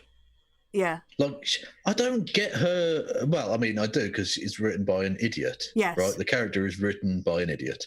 She is like a stable person with like a job in a hospital and knows advanced rocketry. Yes. And has overcome a disability, but she's such a dense prick that she likes Tom Green. I don't know any human being that would be that. No. Not even two-dimensional. Barely one-dimensional, to be honest. She's basically there to be one, even though what he mostly does is alienate her and piss her off. And she just, for some reason, takes it when she deserves so much better. And she's, not a walking, a disabled blowjob. Well, she does like to give a blowjob. Yeah, that's her role. Yes. Right, this film was written for 13-year-olds. Yes. Anyway, so then we have the infamous "Daddy, would you like some sausages?" scene. Yes. Which I think he was an ode to Sergio Leone, if I don't recall. Yes. Yeah, this was one of Kubrick's favorite movie scenes ever. Things. Well, because Betty gave some advice on how to break his animator's block, and he interpreted it as like something about playing music. Yeah, she does. Yeah, she does. Something. Yeah, she gives him some examples of things like, why not try some painting or music or food? Yeah. How can I have food and painting and blah, blah, blah at the same time? And she thinks, okay. You're weird. But he then does it. Yeah. So you can see the easel and the... Yeah. And he's like, and his friend comes in and he's like, what are you doing, God? Oh, never mind. See you later, Mr. whatever his fucking name is, Riptorn. And then comes in, he's like, Daddy, would you like some sausages? And then Riptorn loses his fucking marble, which you'd understand. Yeah. To be fair, I perfectly understand. Riptorn is an arsehole in this film. Completely. But I understand, I don't think he's out of order for it. He makes the most sense of all the characters. Yeah. He then pulls the things down, his hands go in the air, and he's like, fuck you, and smashes the keyboard with his foot. Oh, yeah. And then in a fit of anger, takes his pickup truck out, takes the half pipe and fucks it up. So bad. Yeehaw! And I'm like, I get it. Yeah. I understand this man's motivation. This is one of the most believable characters in this film. And not just that, he's one of the most believable characters in the film. And we see his arse later. Oh, I've got that. Yeah. So that's the kind of film this is. Well, after all of this drama, of course, you go into therapy. There's no drama. There's nothing. Well, I mean, that shit. fight was drama. Well, I suppose, but they just wanted that's to have the inciting the incident. scene of the half pipe being destroyed because it was cool. Because this was written for 13-year-olds by a middle-aged man who has the age of a 13-year-old. Yes. Anyway. So, yes, they go to therapy where the aforementioned molestation accusation occurs. Mm-hmm. He starts, having to go at him. And there's the finger. Yeah, he says, he fingers Freddy. But the thing is, this is taken as light-hearted or silly. And the film is literally called Freddy Got Fingered. Yeah. So Freddy, who is Gordy's brother, who we'll see in a second, he has popped in once or twice to the film so far, but whatever. Anyway. He hasn't fingered Freddy. This is a false accusation of pederasty. Yep. And it's supposed to be high comedy. Supposed to be the funny element of the... He's the funny character in the film, even though he's a malevolent cancer on this family's life. Yeah. Don't get it. Yeah, so he then smashes the window with a bust of whatever and then goes, at least I didn't finger Freddy, and runs away. Literally, that's the scene. Yeah, that's it. So there's Freddy, a grown man. Yeah, the therapist who you might remember from this scene. Yeah, she's right there. She is. She's a therapist, but she goes to pick up Freddy. Now, if Freddy were a child and the accusation were believable, neither of which is true, that this would make sense. But I think that's where the comedy is supposed to be. I think maybe somewhere. Yeah. Look so around. With the police officer turns up and not arrests, but takes into custody an adult. Yep. Okay, that's real. Mm-hmm. Anyway, and as this is this. I hate it. Yeah. Can we stop? No, we have to finish. Stop? We have to finish, and then Rip Torn and Mrs. Rip Torn show up. Yes. And Mrs. Rip Torn is very upset. She's very well. To be fair, yes. She's under the impression that this accusation is true, which would be fucking awful. Obviously, yes. If your husband had been molesting your child, not funny. And the child who is now an adult, had been taken away by Social Security Services or whatever, Child Protective Services. Yes. In America. And he calls her a bitch. Which, to be fair, she has just abducted your child. I think that's a fair, again. It's an adult child. I don't think Rip Torn is an adult progeny. Yes, yeah. I think his motivation makes a lot of sense. He is the most consistent. That basically he's just fed up to fuck with his kids. Not both of them, just the one.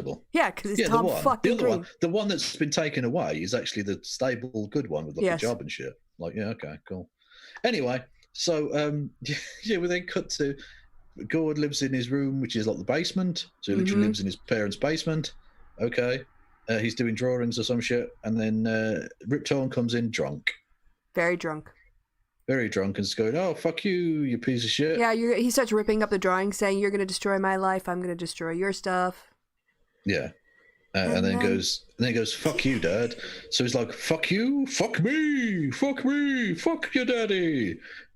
Which is a weird response, but he's drunk and righteously angry with his fuck up of a son.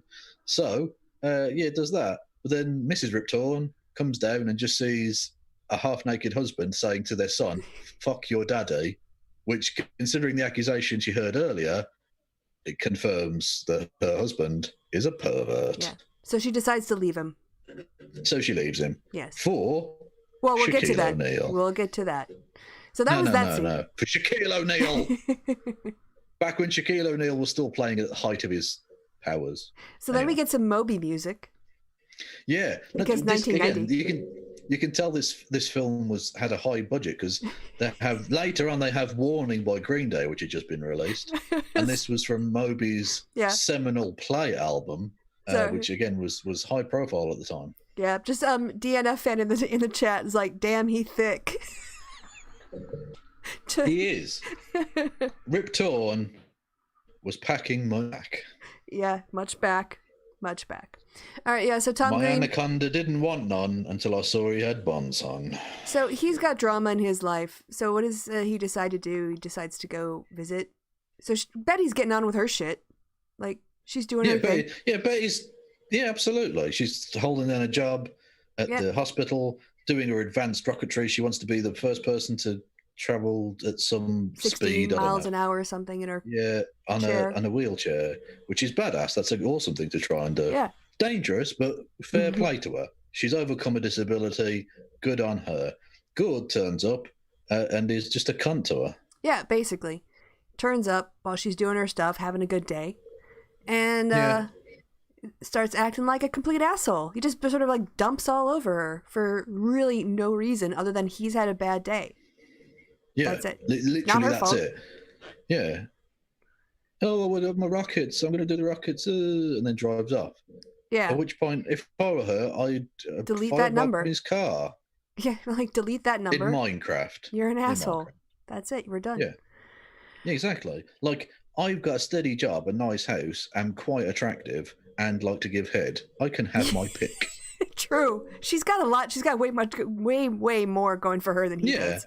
She could get some major pole if she wants some. Yeah. Why is she stuck with this fucking weirdo? Yeah, good question. Ditto for Drew Barrymore.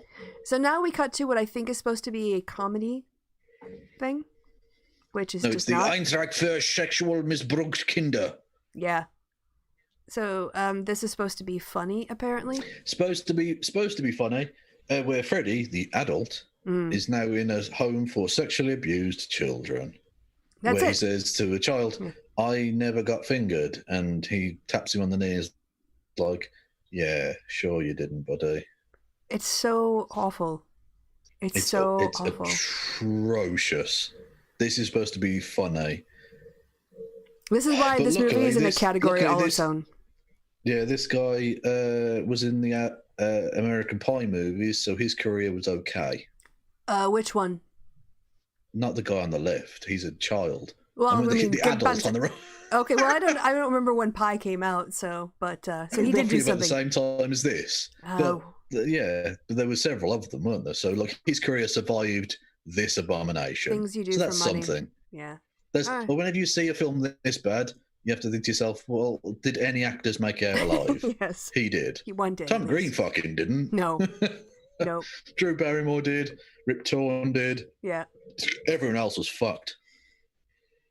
So you then cut to he's working in another cheese sandwich shop. Yeah. That's all he does is work in sandwich places. Yeah, and he's got a chili in his nose. Because funny. That's hilarious. And a customer comes in complaining that he doesn't have enough cheese. Which is fine, because you open it up and he doesn't have a lot of cheese. Yep. So he just starts... He then puts all of the cheese. And starts to just have a freak out. Yeah. And then the guy's like, fuck you, buddy, and walks out. Pretty much. But again, fair enough. Look, I think the guy's supposed to be an arsehole, and it's fair. In those kind of jobs, there are arseholes, right? Yeah. That's one of the shitty elements of working that job, along with the shit pay. But the guy's he fairly politely says there isn't enough cheese on the thing. Mm-hmm. And then he freaks out, and the guy goes, fuck you, and walks out. Again, he's supposed to be an arsehole, but I'm kind of with the guy. Yeah, if you're going to say who's the asshole, Tom Green's definitely the asshole in this situation. Yeah. Am I the asshole? Yeah. Yes, Tom Green, you are. Because frankly, in that situation, if he'd leant over and fucking nutted you, I mean, that would be a bit much, but you couldn't be like, you totally didn't deserve it. You know what I mean? Like, technically, it's still illegal, but there was provocation. Definitely. Yes, there was definitely things going on that escalated the situation. Exactly. Anyway, so then Not Rip Torn leaves Rip Torn. Yep, bye. Because Not Rip Torn believes Rip Torn was fingering the children. Yep. So Tom Green has literally ruined this man's life for no reason. This is what people thought comedy was. Well, you're 13-year-old. This was supposed to be funny. Well, because when I was 13, you don't think of the implications of this is a hard-working man with a family and Tom Green's fucked it up. Because you're 13. Yeah. You just think, fingered. Horsecock. That's it. That's it. You think, the word fingered is funny. Yeah, there you go. That's enough. He broke his leg. Like, it's just, But Tom Green was an adult when he wrote this. Yes. And many other adults participated. Looked over this and could have stopped this abomination and they didn't. And they need to be on trial at The Hague too. Yes. If we're going to be there, they were definitely hauling in the entire production company. Oh yeah, no, I'm turning rogue on this one. I'm dugging on everyone. Turning states. I want as light a sentence as possible. But I want some major witness protection afterward. All right. So we cut back to another cheese, the Submarine Supreme, where that's the shop he works at. And he's cleaning the tables with a mop because he's funny. Because he's kooky. He's so kooky and so funny. Yeah, and the woman that he just shit on, made fun of, actually fucking did what she was going to do. Yeah, awesome. Yeah. Bear Brook Flying Club. Yeah, whatever that means. So then he gets chewed out by a 16-year-old who's his manager. Yeah. And quits. And he gives... what is actually quite a funny little skit about why I respect your position here at the Submarine Supreme family. As a manager. I must honestly quit. Yeah. And you think, okay, I mean, it's weird, but okay, cool. So he quits again. He can't even hold down either of his very easy cheese sandwich-based jobs. Nope. Okay. And he announces to his dad that he's going to go to California or he's leaving or whatever. He has another fight with his dad. He has another fight with his dad. His dad tries to stop him and then he drives away. Mm-hmm. So now Rip Torn is on looking for Tom Green, Gordy, whatever. Finds his friend and assaults him to get the information. Yeah, kicks through the cast, which again was not very well constructed. The hospitals are not good in Portland. No. Apologies to the medical professionals of the Portland area. This is a shit film. Anyway, so yeah, he physically assaults him in the fucking street, breaking his cast and kicking him in his very injured leg, gets the information. Oh, he's gone to Hollywood. So he goes to Hollywood. Also, couldn't he put some little booty kind of thing on his like little mini sock over his toes? We already saw the booty. That, Rip Torn does not have a small boot. But like a little sock for his bare feet here in the bottom of the screen. I just think they'd be cold all day long. He works in a bank, so there's probably central heating, I imagine. Probably. All right, so then we cut back to Tom Green is back off to Hollywood. Hollywood. Yeah, got to get that in there. Yeah. And just goes tearing through the offices because. Oh yeah, the first time he breaks in when he lies to get the information to go to the restaurant, he's going about Japan 4, and the security guard just lets him go. So this time he runs through and just goes Japan 4, and the security guard doesn't even move. Yeah, ha ha ha ha ha. It's funny. It's funny. Ha. No wonder this happened around the time of 9/11. Security was very different. Very lax, yeah. Yeah. You can't even bring a bottle into a building anymore. It's madness. Anyway, that's a little airport security joke for you. You're very welcome. Anyway, Tom Green breaks into your man's office. He remembers him because he calls him Gordy, even though this is like several months later. Yeah, he met him once and would have instantly forgotten him. Well, you might remember him because he was the nutter at the restaurant, but you wouldn't remember his fucking name anyway. Yes. But it goes, oh, Gordy, what are you doing, mate? And he's got cartoons. He's got new cartoons. Zebras in America thing. Yeah, and then his dad breaks in. Yeah, his dad breaks in and knocks over Drew Barrymore. Yeah. Into a bunch of fake hazardous waste Who's like things. Oh, wow. I can't wait till they rewrite Charlie's Angels because my career needs to bounce back from this.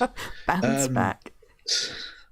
Yeah, because this was a low point. Yeah. Anyway, breaks in. He's like, oh, don't hurt me, Daddy. Don't hurt. He thinks it's a stunt. He literally asks him, oh, where did you get him from? Central Casting? Because he thinks he's an actor. He thinks this is part of the sales pitch. He literally throws his son into a wooden thing that destroys it. Yeah. And, starts hilarious. Chasing this guy around his desk. Yeah. This is, again, all of the people involved in this would be very, very arrested. Yeah. Well, no, I mean, just if this were real, they've committed a lot of crimes. So there's all kinds of breaking and entering, physical assault, all sorts crazy shit. So he gets dragged out. Yeah, he gets dragged out by security and says, "I'm gonna fucking kill you." And the producer guy is so impressed. So impressed, he says, I wasn't even planning on signing a check today, but I have no problem with a sales pitch that imaginative. I have no problem, and he just gives him $1 million check because that's how TV works. And then we are subjected to the most shit thing maybe in the movie. I don't know. It's so hard to decide what's the worst thing in this movie. There's a mini cartoon. Yeah. Of the show he then makes called Zebras in America. Which half of it is a horse going, oh, my hooves, my hooves, my hooves, my hooves. Yeah, that's literally Tom Green as a zebra man, chimera, going, my hooves in a silly voice. Hilarious. Also, a little bit racist because they're supposedly from Africa and yet they're white as fuck. Yeah. But anyway. Look, he's wearing an X-Ray Cat t-shirt. See, that's a callback. It's a callback. Yeah. And then there's just lovely stuff. Random violence. Like he gets his jaw ripped off and dragged on the back of the car. Yeah, because his dad's the bad person. Mm-hmm. Okay. Zebras in America. Which apparently he made for free because he literally wastes the entire $1 million on other things that are not remotely related to the television show. Yeah. So he's got his $1 million. He goes dashing back to Portland. Yeah. Because, anyway. And he's got a shark. He's got a shark. Oh, he's so wacky. He's so funny. Goes into the bank where his friend works and he's now got a fucking neck brace because his dad physically assaulted him. He then does a thing with the plant pot. Oh, but you forgot. He starts acting weird and he grinds up against a random person. Yeah, grinds up against a random person, gets the man's plant pot, and starts flapping his arms around like a bird. Yeah. This is comedy. Anyway, and look at the woman's face in the background. That's all our feel faces. This is all of our faces right now. Yeah, that is a strong mood. So yeah, he then cashes in the check. He's like, I got $1 million. Give me the $1 million, and the rest, and then hires a. You can see why a 13-year-old boy was like, that. If I had $1 million, I'd hire a helicopter. Yeah, this is what he does with his money. Go get a blowjob. Yeah, that is a 13-year-old's dream, frankly. So yeah, he hires a helicopter, and I remember I literally said to Kristi, and again, I didn't even say this for a laugh. Think of the opportunity wasted. The budget they had, the potential this film could have been, pissed up the wall. Complete waste. Completely. All right, so he decides even though he treated her like shit, he decides to go visit Betty. And because he brings her a bag of jewels, which she never asked for, and doesn't seem to be into jewels, she doesn't really wear jewelry, and he's hired a helicopter, that's enough. She's like, oh, I'll forgive you for being a complete piece of shit and lying to me and everything. And she's just like, oh, I just want to suck your cock. That's a character in a film. Does not pass the Bechdel test. That would be no. That would be slightly weird for a porn film. Yeah. Yes. But at least vaguely believable in a porn film. Whereas this is a 20th century Fox flick. Yes. Amazing. Yeah. Okay. All right. So he's gonna go do something to his dad. He's like, my daddy. I'm gonna go see my daddy.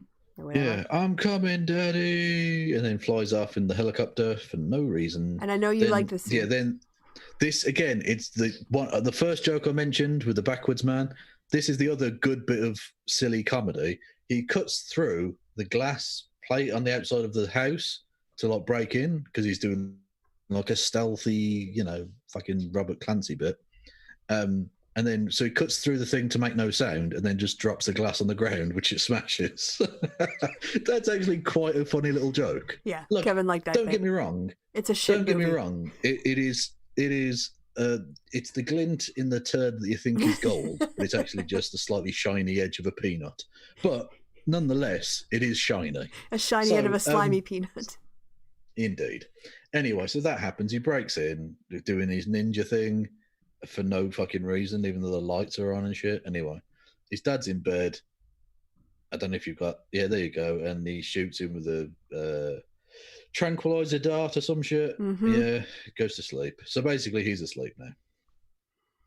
And then, this happens where he says, it'd be better if you just knocked it down. But he doesn't want it knocked down. He wants it taken. He wants to destroy this man's family and life. And now his house. He's now going to destroy his home. Yeah. For no reason. This is how he's spending his $1 million. Yeah, because like I say, the TV program got made for no dollars. So why did he give him $1 million if you can make TV programs for no dollars? I think he was buying the rights for $1 million. Maybe that was it. No, don't give them excuses, Kristi. It costs money. You need other animators and stuff. That's and advertising true. And things. Come on. Well, the cartoons mysteriously got made. But anyway, we're getting near the end. Yeah. Let's just finish this, please. Oh, fuck's sake. Anyway, so yeah, there's some construction thing going on there. His dad wakes up. He's been on a saline drip to keep him alive whilst he's been tranquilized. Again, these are all very serious crimes. He's kidnapped and transported his father across international boundaries, yes, as well as destroying his house without his authority. So again, lots and lots of crimes. I don't know how he's gotten past international transport security. With this, but anyway, wakes up. It's like, oh, I've got a beard. That's strange. I usually shave the bits that aren't goatee. What's going on here? Yeah. Then opens the door. I presume you've got some sort of. So there we go. Oh, we're in Pakistan. That's it. That's the joke. This is the bit where I think he was expecting the audience to laugh. There was just dead silence. We didn't laugh at all. So then why is this happening? Why is it funny? This a thing? Yeah. So he gets in the truck, starts driving the house around. Yeah, part of the house is now just on the back of a lorry in Pakistan, which is clearly just Southern California. But never mind. Yeah. The magic of movies. so he drives and then crashes, and the dad flies out of the house and lands just like on the ground. Yeah, but Dad's gonna kick his ass. And yeah, Dad's gonna kick his ass, but then the house falls over, and Buster Keaton style, hit the windows in the right place, so he survives. Yeah, but Dad's still gonna kick his ass, so he starts running away. Then he sees an elephant's cock, because this is Pakistan. Right. Where they don't have horses. Yes. So he grabs the elephant penis. And I had to go back several times to get it right because I wanted to get the opening. In the shot. It gets better. I granulated these. I granulated this. Oh, God. So he then starts wanking up an elephant. Yep. And shoots elephant semen at his aged father.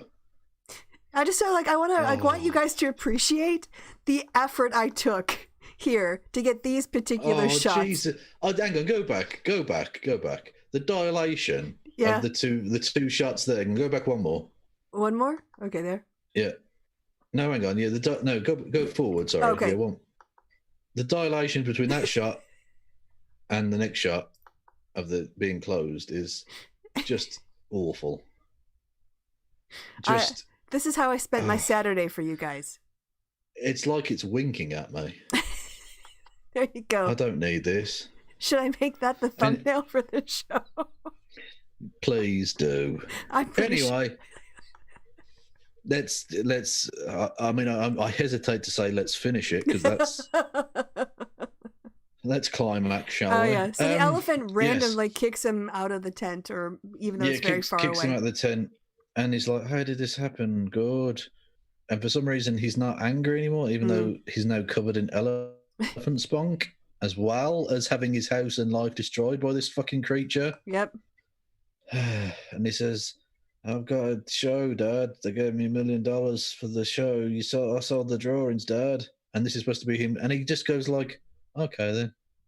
Yeah. As if, well, that's all it takes to make up some stuff. You can tell why a 13-year-old would be like this, because there are no serious consequences for his obviously reckless actions. Yeah. Which is what a 13-year-old wants the world to be. True. And the way you know a person has grown up is when they realise that isn't the way the world is. I mean, but let's look at the artistic detail they gave to this spunk on his face. Let's not. Let's just not. Fucking hell, Kristi. I've changed you in a bad way. Anyway, they get abducted by possibly terrorists, possibly human traffickers, possibly who knows. Anyway, so they're then stuck in Pakistan, and then the global news. Random shots of TV stations around the world saying, "Oh, the animator of Zebras in America has been arrested in Pakistan," blah, blah, blah, or abducted in Pakistan with his father, and there they are. They're drinking. Even though these are supposedly hardcore Muslims. Yeah, but they're drinking. And he fires a gun, which I didn't get, but that does happen. Yeah, fires a gun. And then... They bond, you see. Yeah, they do. They bond. It's fine now. Hi, Mom.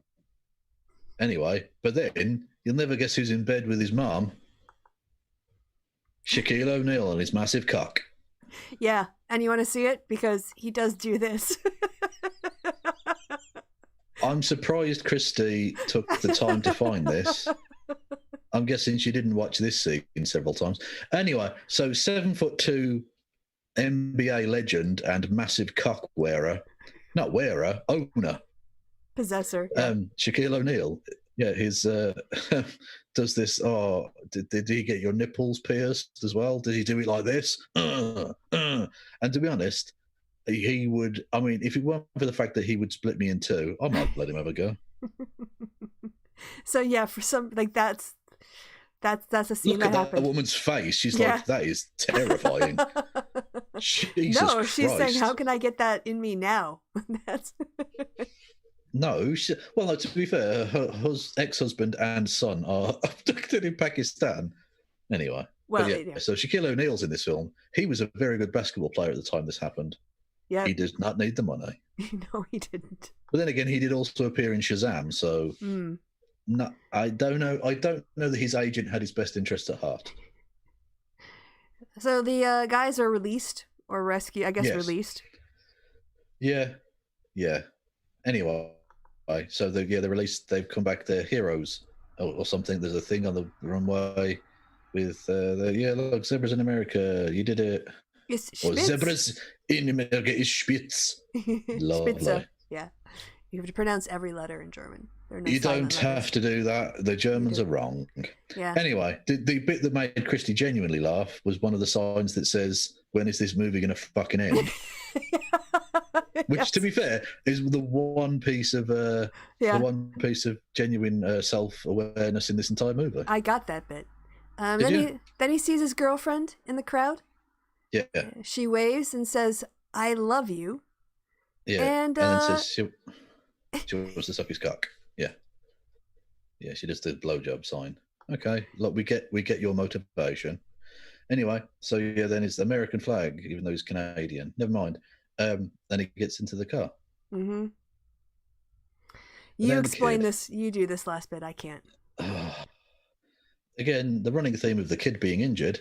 He runs towards the plane. The rotor blades chew him up. Splats everyone with blood. But then you hear, "It's okay, I'm fine, Daddy." AIDS. Finn. That's the end of the film. That's the end of the movie. What the actual fuck? Yeah, I mean, I was actually, like, emotionally, I was relieved. Like, I felt endorphin rush in my body at the end of this movie. I feel as empty as that elephant's ballsack. I'm a husk. And that one forever, that elephant, had a lot built up. Hadn't gotten off for days. It did. This was trash. Both of them were trash. So, I mean, but obviously, you can't even... All right, so now we go to the next part of the show. Where, come on, there we go. What we got? Kristi's ranking and Kevin's rankings. Oh, sorry. Okay, I'll go back onto the thing. Sorry, yes. Thank you to the person who subscribed, Professor Ruger on the Twitch. Thank you. Anyway, I need to go back onto that, don't I? Yes. So, the rankings. Right. So, someone in the chat there, my Twitch chat, said a rather good line. This was the equivalent of Drew Barrymore giving him a pity fuck. Yes.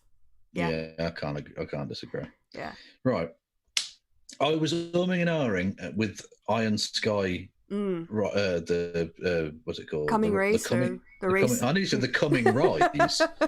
It's all about coming now. I've got elephant seed on the brain. I was like going back in that part, and I was trying to precisely get the moment when the elephant semen starts coming out. I was just thinking, what the fuck am I doing with my life? Yeah. Well, like I said, the dilation of the elephant's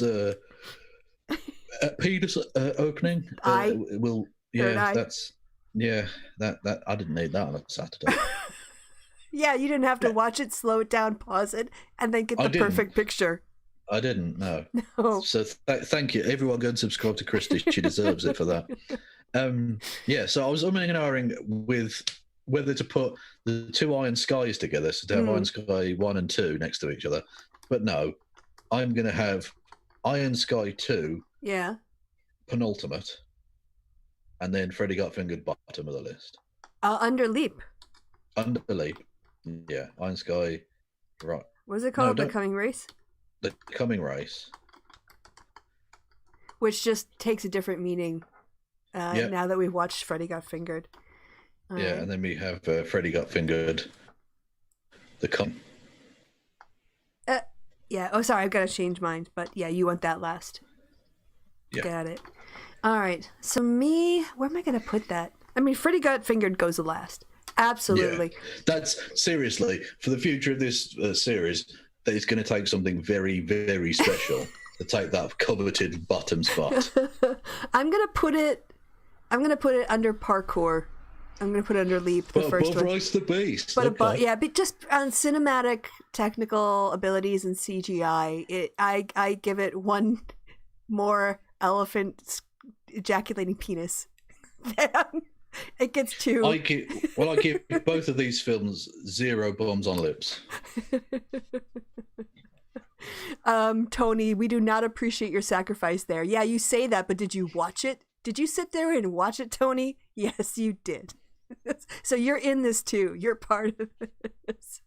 Exactly. You have been party to a war crime, my friend. Yes, absolutely. Yeah, and Zardoz, because of its sexual assault, that's why I ranked it lower than White Chicks. White Chicks was... Yeah, White Chicks is... when we watched White Chicks, did you think this is probably going to be the best film we watch? No. There you go. That's how it's turned out. Oh my god. This has just been... I think it's Terry Crews's performance alone is better than anything in any of the other films. Yes. Just that one scene in the car, honestly. Just when he's doing the song. They're doing the song, yeah.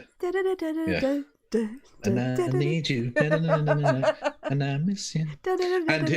And him simulating cunnilingus on a oyster. Oh, yes. There's a lot. Yeah, cunnilingus. Cunnilingus turned up twice. Yeah. His massive cock. Which, look, we don't choose films on the basis of this, but we have had some delightful black we and have this. There has been, actually, yes. I think most of the cock shots that I think of, it was Shaq and it was Terry Crews. So it's Shaq and Terry Crews. Yeah. So an actual basketball player and a fake basketball player. Yeah, I think this is saying something about white guys, I think. Yes. Anyway, thank you to Tony Blakeway and Political Puppy for their subscriptions as well. Sorry, yes. Right, so next up, I'll have to think about it. It's my pick. But I'm tempted to do International Gorillas because you're going to be crying. You're going to be begging me. You're going to be begging me by the end. Please, Kristi, can we stop this? Please. I want to see if there's a film that either of us will pick that the other one might think, actually, this isn't too bad. Like, I genuinely will. I'll be interested to see. We will see. Well, look at that. 2 hours almost exactly. We managed to get through 250 slides into less than 2 hours. Yeah, I don't know that we should be proud of that. Well, I mean, I don't think we're proud of this series, but it is a way to pass the time during the coronavirus pandemic. So, you know. Yeah. It's a thing to do. Look at it this way. Death will be a sweet release. Yes, when it comes to it. Did you see that bastard asteroid missed the Earth this week? The refrigerator-sized asteroid that missed the Earth. It went by closer. The refrigerator is not a consistent unit of measurement. Oh, okay. Well, a smeg. A smeg. I don't think you're taking my objection seriously. Anyway, it actually passed closer to the Earth than some satellites are in orbit around it, but it still didn't fucking hit us. It could have brought all of this to the end. It could have solved all of it. Well, it wouldn't have solved the problems. It just would have stopped the problems. Well, getting rid of humanity would solve the problem, yeah. Quite. I can't feel, but I'm going to have a feel that humanity has been inflicted upon Mother Earth and is unfair. Yeah. Sorry, I'm going to need to do... what am I doing here? I need to do a proper punctuation. I need colons after this. Do you? Yeah, I think so. That's easier to distinguish than what's movies and from a list. Yeah. Videodrome, okay. Freddy Got Fingered really made me laugh. If you're 13 or 14, that's an acceptable thing to say out loud. Yeah. But if you're an adult, no. Just no. Man. Unacceptable. I feel a sense of accomplishment that we got through these. I don't. I feel like this was a waste of everyone's time. Well, what else? Welcome. What else are we gonna do? Literally, what else are we gonna do? What are my font options? Ooh, look at this. I can italicize these to better offset them. How exciting! Oh no! What did I do? Quick, undo. I'll do this later. The fuck are you doing? I was trying to format it with the font option in order to italicize it. Alone. So that there you go. Kristi's now do the whole weird. Fucking thing. Oh god, that's annoying. Why can't I just do the highlighted bit? Anyway, we'll just. All right, it's italicized now forever. It's italicized now forever. My head hurts. My soul hurts if I had one. Yeah. Right, yeah. So I was, like I said, I was gonna do Manos Hands of Fate, but I actually think I have to up my game. I think I have to punish you for Freddie Got Fingered, and yeah, we'll see what happens. What sentence that is? I have to punish you for Freddie Got. Okay. Yes. I mean, I can't disagree. You earned it. This is now a bad movie arms race. It is. We're going to look back on the halcyon days of White Chicks and Zardoz. Oh, God. Hey, yeah. You remember movies that were under 2 hours long? Yeah. This is just gonna be us both going mad, making us the other watch increasingly fucking atrocious movies. Jesus. Yep. What have we started? All right. Well, I think that's going to be the end of the show, folks. I've got an hour till D&D over on my other channel.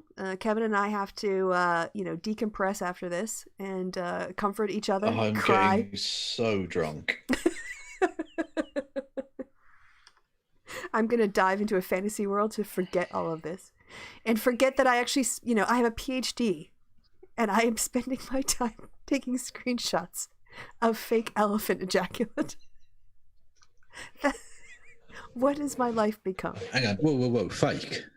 Yes. Excuse me. No. That elephant is one of the finest method actors ever.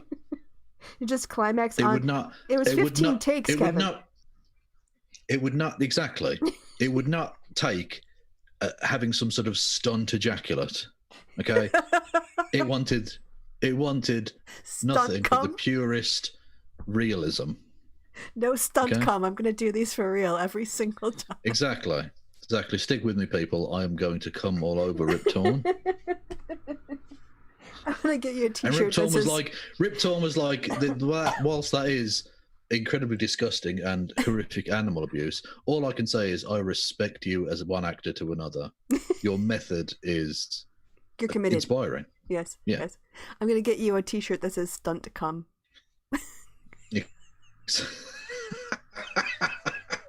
Please do. Please do. Yeah, so the only redeeming features are Terry Crews and that coming elephant. What a series we've started. Proper, hard-working, grafting actors. They were involved in a pile of shit. They gave it their fucking all. Literally, that elephant emptied himself out for that film, okay? So don't, to respect the artistry. Respect the commitment. Exactly. They're committed to their craft. Anyway, and on that, I don't even know what to say. And on Kristi, I don't know that what elephant to say. cum shell? Yeah. Why not? Do. Yeah. So see you guys next time when we've figured out what movie we're going to watch and sat through it and organized a date. Otherwise, you can always catch Kevin on his Twitch channel or on YouTube. He's on Monday through Friday, 7 p.m. UK time, 2 p.m. US, and what time, Fiji? 6 a.m. in Fiji. Go Fiji. Yeah, wake up with Kevin in the morning in Fiji. Even though we found out on one of the streams, a little bit authoritarian, Fiji. Oh, didn't realise that. No idea. I just know it. We took a look at the Press Freedom Index. It was not looking good for Fiji. Wow, you did that on one of your live streams? Yeah, because I was looking at Britain had got really bad on the Press Freedom Index because we've got a fascist kind of government going on right now. Bad times. And so I just happened to look up the worst was North Korea, was the worst in the world. And Fiji was like 56 or something, and that's not great. No. Like, I mean, for the size of economy they are, it's not that surprising, but it's still like, you could do a lot better. All right. So, yeah, catch it on Kevin's channel. I'm going to be talking tomorrow on my channel. I'm kind of fascinated now as to the complete... We don't talk about it much in the news because we're worried about fascism. But basically, white-centered conservatism in America as a political philosophy has collapsed. I mean, it's completely hollowed out. There are no thinkers on the conservative side anymore. Well, they might be conservative, but they're not Republicans. It's Ben Shapiro. Yeah. And so I just want to kind of at one time it was like Buckley. Mm-hmm. Exactly. It was George Will. Clever guy. Yep. Yeah. There's a lot of that. They kind of like use that to paper over their blatant white supremacy for decades, and that curtain has been torn back. So I just want to kind of muse on and look into and have a discussion about like what does the Lincoln Project mean for the future of conservatism in America, and what happens to white-centered conservatism, what happens to the Trump faction. So I will be talking about that on my channel tomorrow at noon my time, 11 a.m. UK time, and wherever the fuck, figure it out. I can't do math for you. Yeah. So... I don't really care about conservatism in America. I only care about zebras in America. Yes. So yeah. Have you got anything for my demographic in your show? No. But if you want a copy of the 250 slides that I created for this show, it took me 4 hours.